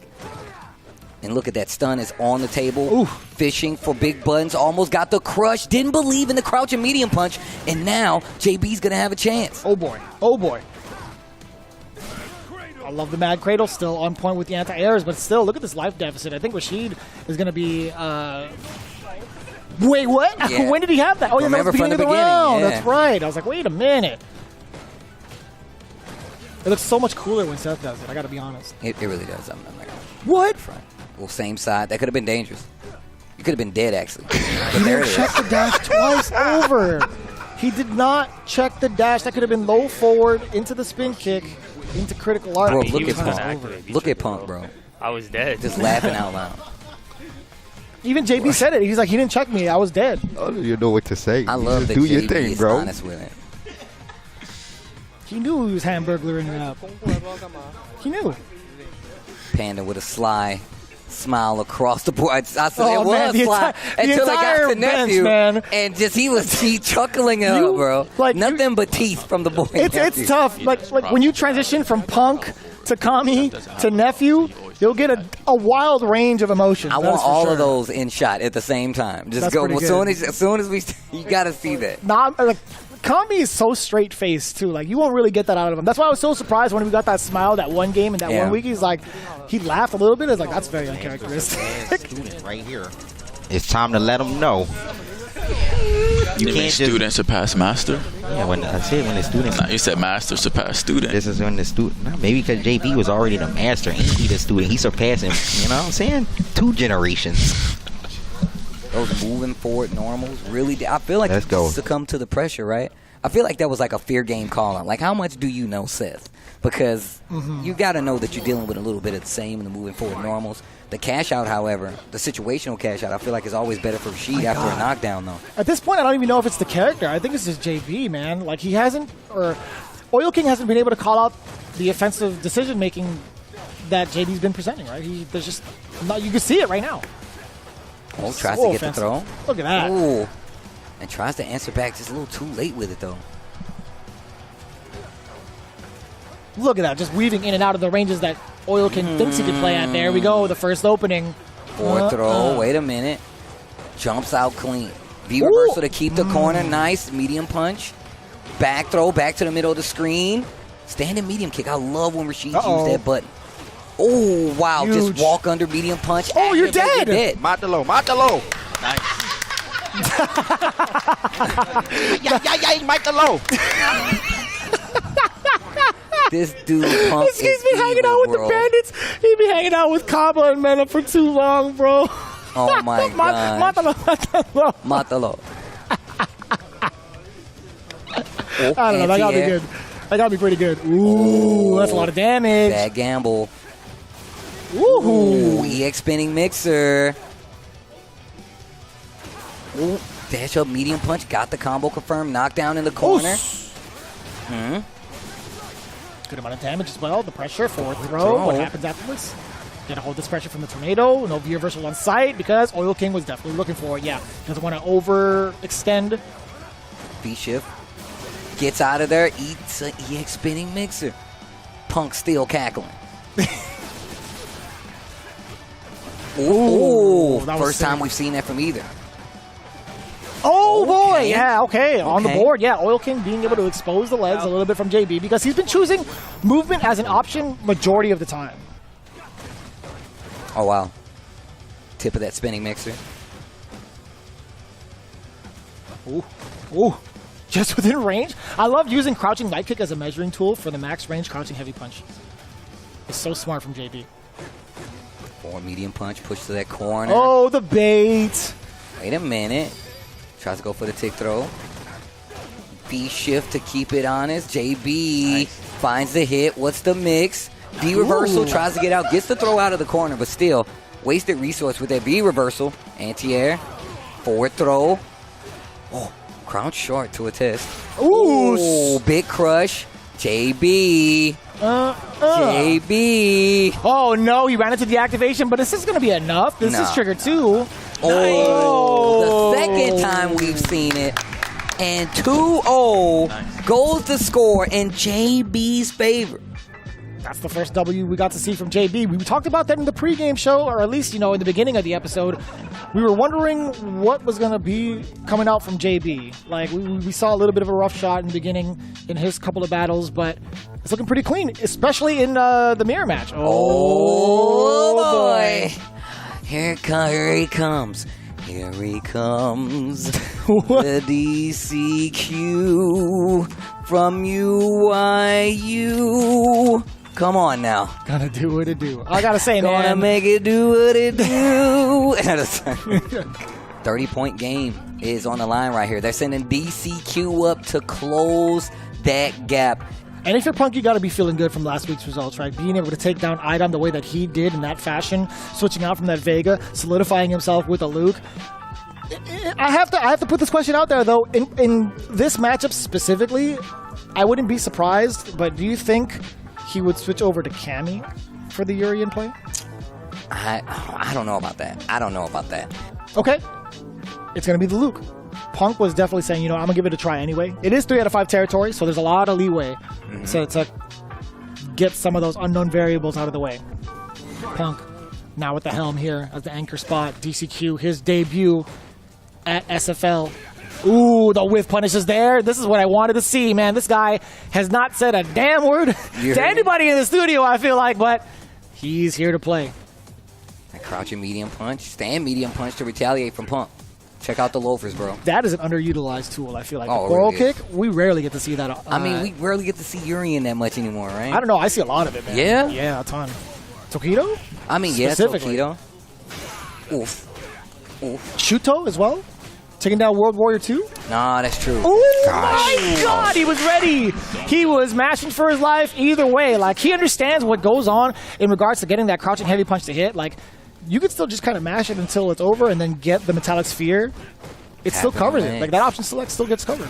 Ooh, look at the button choice from DCQ. Jesus. Oh, my gosh. Yo, Punk. Do it again. Yeah, max range. Dude, this guy has the spacing down pat. I mean, Karen players, am I right? Oof. Oh, crouching medium punch gets the stun. Here comes Punk. Big damage is there. Runs the combo. That's not good. How does that happen? Oh, no. He had the V-skill charge up. He didn't have to... Yeah, he didn't have to hold on to that. I don't know what happened there. Didn't spend any resources. Gets that second round. Okay. DCQ. Quick exhale. Quick meditation. Third round. First game. Back throw. It's a good startup decision there in regards to how you want to defend against the EX tackle being -2. What are you going to do after that? Oh, he's trying to bait something out. I like that from Punk. Okay. Crouch medium punch headbutt. V-shift break. Heavy buttons. V reversal. Check with the crouch jab. Goes full target. DCQ in the corner. I don't think Punk is going to let him slide with that anymore, the violent knee drop. Because he utilized... Oh, boy. Let's talk about that later. Look at the damage. I'm going to tell you right now. They'll pop off if Punk win, bro. I don't know. I feel like it's going to be a subtle victory if he does. Like, I don't think it's going to be a big one against DCQ. I don't know how much experience he's had against this player. And I love that. Yeah, backing himself up. Oh, he tried to go for the double mix. DCQ, he's plotting. Standing medium kick. He's testing out the ranges of Punk. But he's also susceptible down below, right? If that low medium kick hits, that's a problem. 30 seconds just about left on the clock. Activation after the target. Ooh, that was it. That was it. You gotta be really careful. CA. He's got one more. Yo, just chip him out with super. And you can hear JB. Just wait. Hey, Kami's telling me. They say chip him. Yeah, a sandblast, a couple of thermal barracks as well. Yep. Now you're in chip territory. You could tackle into critical art if need be. And also, yeah, DCQ is looking for it as well. Hence the neutral jump. And nice and easy. Punk didn't even need it. Give him the fadeaway look to his teammates. I didn't want to. What if the fireball pushes him back? I mean, he couldn't win. The thing is, it's 11 seconds. He's going to dash or EX knee drop, and I'm going to punish. But you could have ended it early. I'm not doing that. Dang. It's smart, though. Had he gone for that as soon as his teammates said it, he's like, you can go for chip.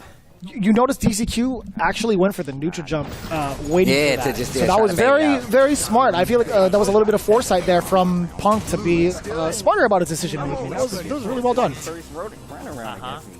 The legends of Funk be carrying me sometimes. He ain't never seen the world class. You gotta show me and JB why we left UYU. You gotta show them why we on Panda. They know why y'all left.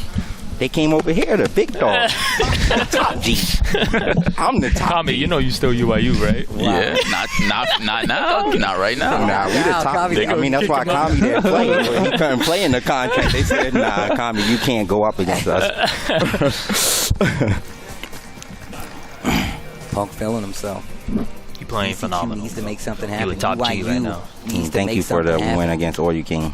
Of course, man. I like how you ended it with how he tried to get you. Bro, you know he was doing it 2 times? Like, he inputted it twice, the EX dive kick. Oh, really? Yeah, when he hit you with it, so he did it twice. I heard. I'm like, bro, they're why still would talking you about the do match with that JD. He's already on to the reminiscent. He's already looking at the Yeah, but reflection. like... in regards to what the previous matches was, he's not even paying attention. It's like when you jump command grabs and you get light kick, you always stay there. You don't really move again, and they just command. But that said, nah,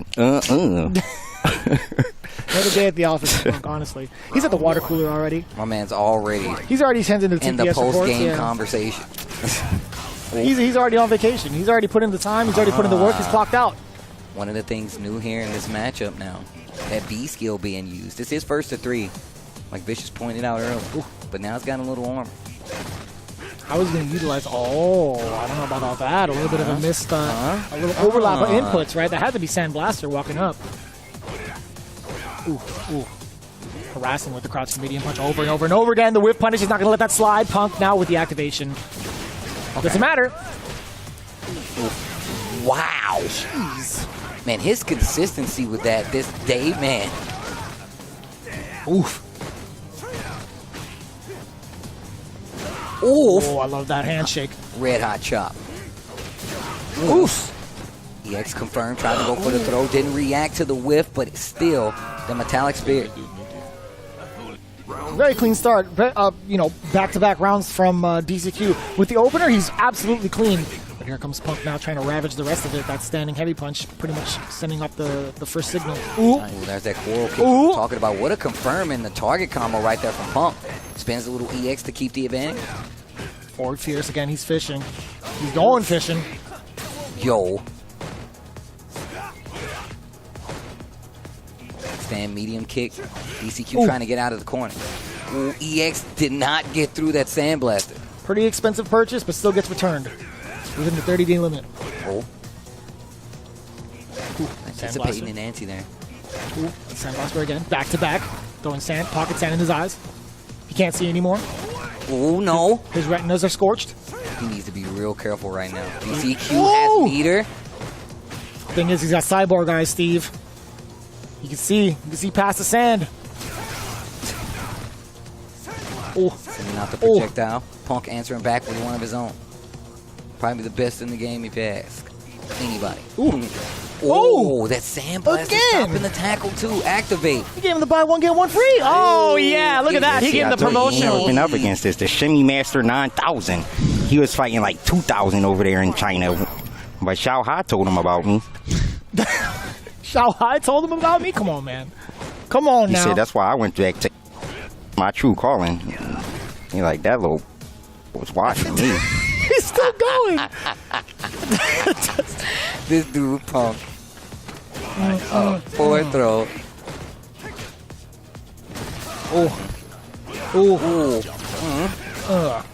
What happens now? Oh boy. The handshake, the elbow, metallic sphere, head, reset. shoulders. No, he's going for damage, knees and toes. We didn't get it all, but that's done, and that's You're in round. Bro, trust me, never jump. It doesn't work on him. I don't know how he do it, but he could cross-cut crouch fingers. Yeah, stick with Luke. Stick with Luke one more game. If it doesn't work, you're good. But one thing you should do with Luke when you're going a little bit farther away, throw more heavy fireballs. Like you just letting him just try to chip his health down more and more with heavy fireballs. Ken might work too because he doesn't block low. Ken might be good too, and also Ken has better I don't want to say he has better whip punishes, but his whip punishes are faster. Like crouching medium kick to EX. I'm good right now, so no, you are. Just wind up. Yeah, just a little more heavy fireballs from far away. He's not much of a jumper, so you could use mediums and lights. But but heavy is the safest from when you far. Just build up, chip his health down. Spacing out that crouch medium kick. removing that from the game plan, but also the fact that it's Urian not using many projectiles, right? Can't really, because, you know, Sandblaster's there. He can trade off of it, possibly, to gain meter. But more often than not, I don't think it's going to be like a very valid strategy for the long run. Hawks forward a little bit. Ooh, just to get that whip under. We've been seeing DCQ step a little further forward. Punk says that's exactly what I wanted. Nice series. 2 throws in the bag right now. Try to go for another one. Matt with the crouch jab. Oh, no confirm. He actually didn't have time to get the charge, probably. Man, again, letting him get away with the violent knee drop. I like that. Projectiles. Yeah, this is what I was talking about. Make him move around. Don't let him get set and use that sandblast. But here's the sweep. Double dash up. Another throw. Oh, crouch jab. This time the EX works. Uses the trigger. Makes Luke recover into it. Finds the stand medium punch. And DCQ is starting to put this puzzle together up around in the set. We talked about the practicality of V-Trigger 1 that leads to, oh my god, a guess for game scenario. And again, DCQ now getting the big opener against Punk. And look at him. Punk trying to play this range 2, range 3 to get the whiff punish. Jeez, this guy's a machine. Spacing. Punk answers back with a whiff punish. Man. Needs a big crush counter, though, and you're getting close to stun. DCQ is playing CPU level 8, and that's going to be another game on the board for DCQ. 2-1, the count. Sheesh. Wow, yo, look at DCQ. My man has no hair on his face, and still he strokes the naked chin. He still wonders. Don't look at me when you talk about that. Don't look at me. Like I was looking right at the camera, Steve. Come on now. Come on now. We're talking about the game.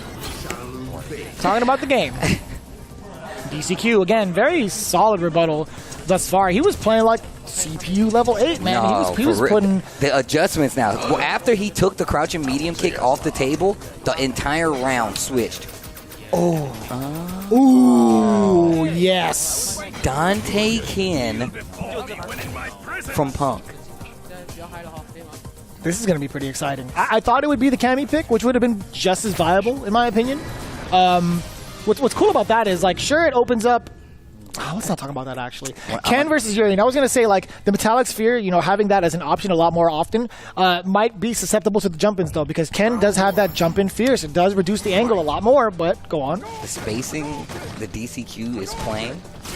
I don't know. True. No, you're right. Actually, you're right. Yeah, he's not going to let that. Like, he goes to, like, range 3, and he's like, now I'm going to do. So he's like, if you react to that, you're probably still going to get clipped by something like Coral Punch, Coral Kick. Maybe. Coral Punch, I could see it, but not the kick. Stand Heavy Punch. Ooh. Oh, my God. He's still ready for it. Even after the whiffed Heavy Punch, he still went for the crouching medium. Speaking of crouching mediums. Ooh, 2 in a row. Oh, that's huge. Yeah, he committed to the headbutt either way. Oh, here comes Punk. Oh, no. That was Tatsu. That had to be EX Tatsu on the way down. Or on the way up, I should say. Crouch medium kick activate. He knows about it. Guess for game scenario still. Oh, tried the step kick out of there. DCQ ready. Not the... Yes. Oh, my gosh. He's still living. Man, he's still able to get the juice on Punk. He actually made him take a bet. Set point right now. 20 points on the line. DCQ looking like he got it. DCQ looking like he's got it, but Punk. And I love the strategy. He's still well within range, measuring the low medium kick, and he still got the whiff punish. That's so impressive. But now, yeah, Punk doesn't give a damn about all that. Once he gets the opening, it's the Alpha's turn. Do it again for Thunder game. Kick. No, crouching medium punch. Wow, okay, this could be a turnaround. Side have switch. one more left. Tackle. Which mirror is it? Up mirror. No, waiting on it. Hit me with the Michael Jackson, man in the mirror. Have him think about it. Oh, you could chip if you wanted to. Spent all that meter, but now he's about to chip. Now he already he just spent it for EX. It's going to be just fine, though, because he does have a hefty amount of life. If DCQ built enough meter, though, off of a couple of sequences, he might get the W. That was so important for the tech. Oh, little shimmy there. Oh. The punish? Nothing doing. Hold that V reversal to get out. That could have been dangerous. What a walk forward. Not dead yet. Text a throw.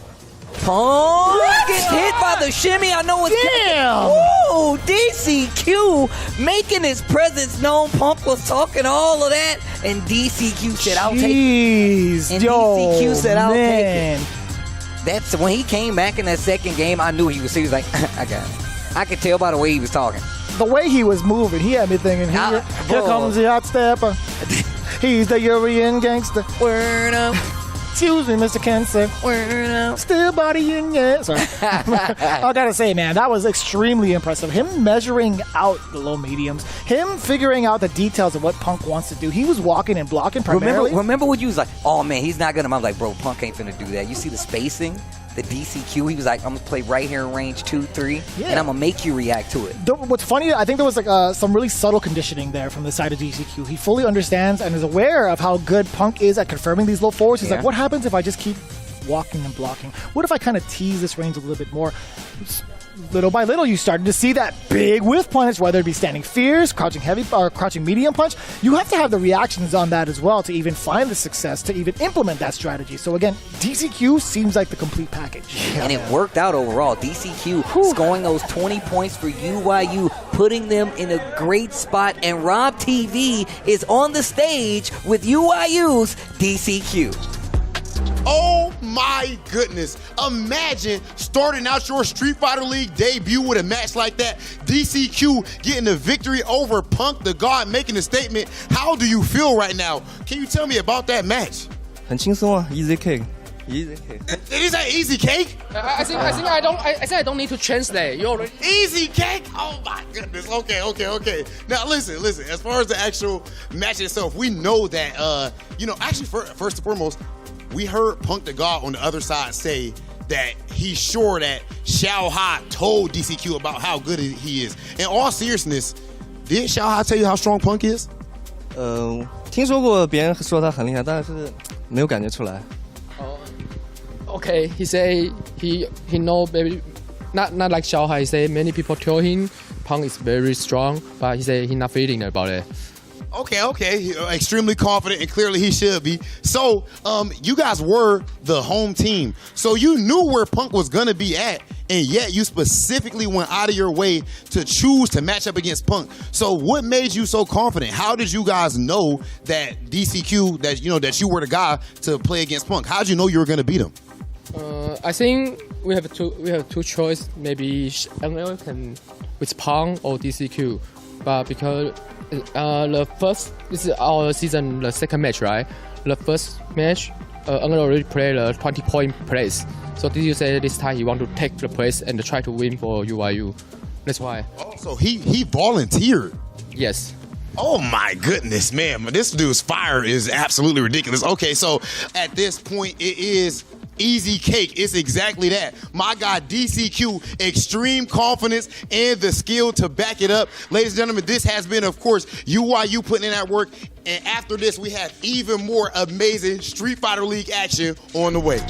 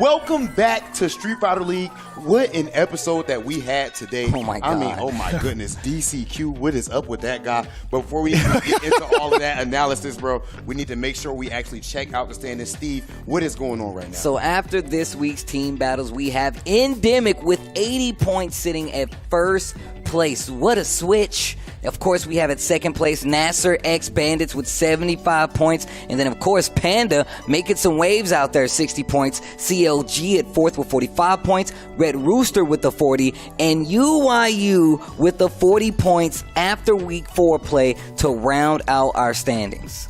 That's what I like to see, right? We talked about this right before we got started. We wanted to see how UYU, specifically how DCQ was going to perform, and it lived up to the expectations and all the hype and delivered even more, right? And in terms of getting matched up with pretty much the GOATs of Street Fighter 5, right? He chose to play him. Yeah, that post-game interview was actually kind of insane, too. Like, when he talked about easy cake, man, that was a lot of confidence. That's one thing. Why did you do that, That's bro? one thing. Did you say easy cake? But at the same time, there was actually a little bit of talk in the studio as well. You know, we had GamerB kind of talking about what he was saying in between. He's like, you know, I heard a little bit of that confidence. He's like, you know, I want to see how Punk is going to end his rounds. I want to see how the way he's going to falter in some of these games, and I'm going to capitalize on that. So he was ready for it. He was 100% prepared. But at the same time, Punk was talking about it. He's like, man, I'm actually surprised. I actually gave him a lot of respect. I thought there was going to be moments where I couldn't play the Fireball game. So I got to say, like, this was a great testing point for myself. It humbled him a little bit, but at the same time, he's as hungry as ever, especially after that post-game interview. You heard what he said, though. He said, he was like, man, I had never even seen a match of this guy play before. Yep. You know what I'm saying? And I mean, obviously, that's not an excuse, but on the same note, if you're going to save one of your guns, saving DCQ to take out somebody like Punk, that's genius. Yeah, but then the question needs to be asked, is that going to be like a one-trick pony kind of thing? Is that a one-time? No way. And the reason I would say that is specifically because it's not even like this was a team decision. He went out of his way and volunteered. Say, oh, Punk's back there, let me go ahead and do it. I got that. And then to win afterwards, too, and calling it easy cake at the end, too. Come on. Yeah, that's how you get into a player's head, bro. Especially somebody like Punk.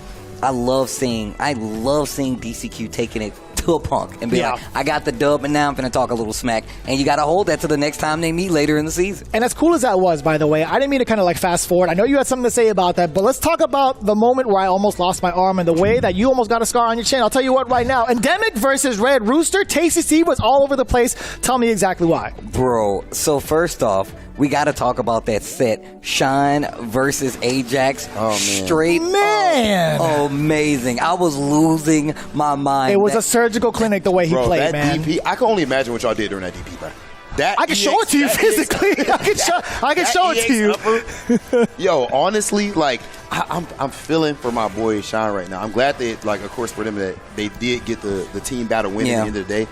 But right now, Sean is playing so amazing, and it just is coming down to the last hit, and the opponent tends to somehow get that last hit on him. But I definitely think that's going to turn around for him. I just hope that doesn't get into his head, because regardless of how good the team is doing, if you feel like, especially as like the captain, if you feel like, man, I'm not doing on the individual level, then it could start creeping. Some doubt could creep into your mind. And there was a couple of highlights in that entire set as well. Knuckle 2 coming back in full form with the Cammy as well. That was a really great return. That. Especially against Mono. That's a matchup I feel like you got to have some XP to actually understand. And Knuckle 2 came out and made it look easy. He was swinging, dude. Over Mono. It definitely Mono was ridiculous, so it's nothing to take away from him. But once again, Knuckle 2 holding water for the team right there. Bro, in the post-match interview, dude literally says, like, I'm like, yo, how strong are you right now? He's like, oh, you know, he kind of downplays a little bit. And I asked him, okay, is anyone here better than you?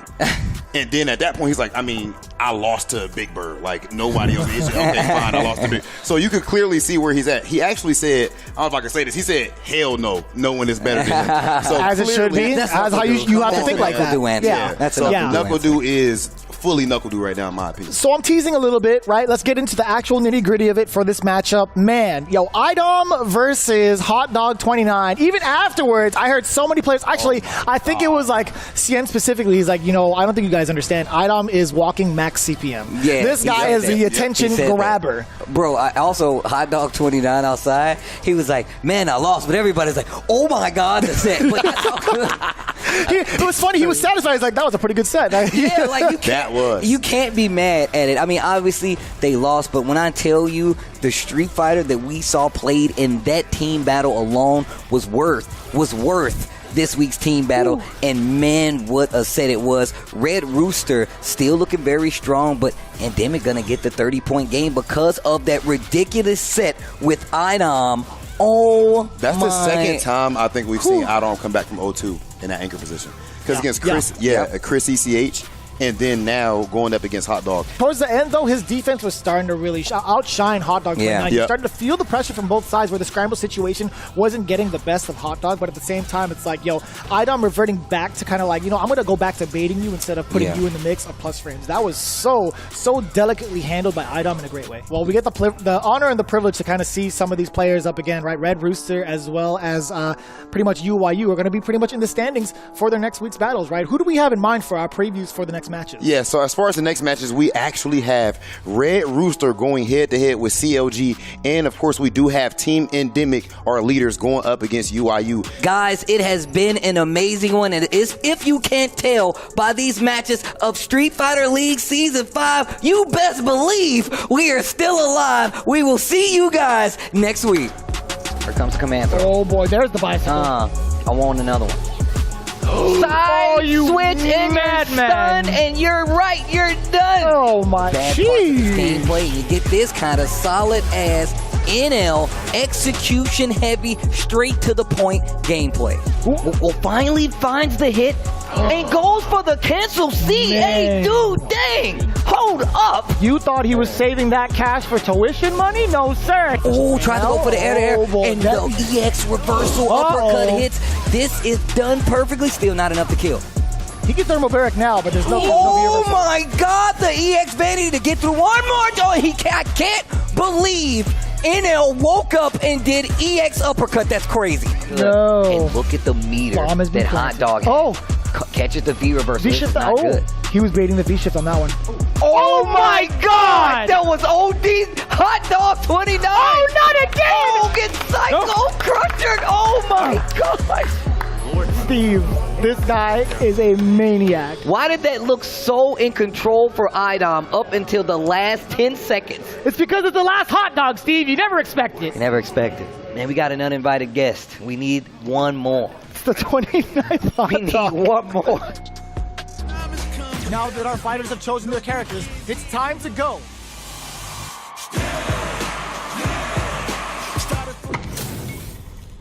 This isn't about just winning the match. Pride and bragging rights are at stake here. Both fighters will need to bring their A game to the table. Here we go. What are these fighters going to do? Tries to bait him with the projectile. It's the start of the round. How will they start their approach? Still slugging it out here. Will they incorporate that full drive gauge they have into their game plan? Will they use their drive to break through or to turn up the heat? Solid combo. Alright, takes a big gamble and rips out a raw super.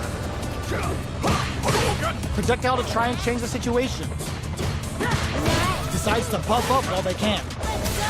Great work finding the opening. The punish counter gives them a great opening here to do big damage. Turns it up a KO. Player one picks up the first round. That'll give them a psychological advantage. Opts to create space to start. How will they take advantage of everything that's happened up until now? The fighters continue to check each other in the early going. They're still feeling each other out. Player two has the meter lead. Scrapping it out up close. Grabs him. That throw will do some good damage. Throws a fireball. Backs away. Not about that BFF life. Both of our combatants are cooking up something. Doing some quick planning? One mistake here is all that's needed to finish the round. What's going to happen here in the latter half of this round? Medium kick hits. Gotta be careful not to whip at this range. Back for space. Fires off the Shinku Hadouken. So one thing I learned from playing Ryu was force to you be do, reckoned with. what was the combo Johto?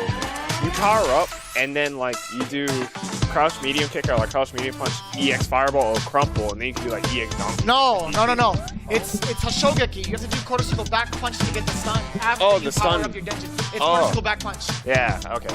So it's quarter circle Back to the character select screen. Yeah, the Must have something power up is planned. really important. When it's all said and done, they gon' call me a legend. I love to break bread, but I'd rather break records. Our fighters are ready to get down to it, so let's start the match and see what these warriors are capable of. You call, I answer. Round 1. Let's see what they try to do here in the first round. Waiting for the opponent to make the first move. Tries to get a breather with a projectile. Trying to control their opponent here from a distance. We're still in the early going, and it's really anyone's fight. How are they going to deal damage? What's the play here? Keeping track of the opponent's movements, waiting for a good opening. All right. Grabs them, throws them to negate the block. Good work staying in throw range there. Oh, easy tech. Combo with the target combo. Somehow pushes back all the way to center stage.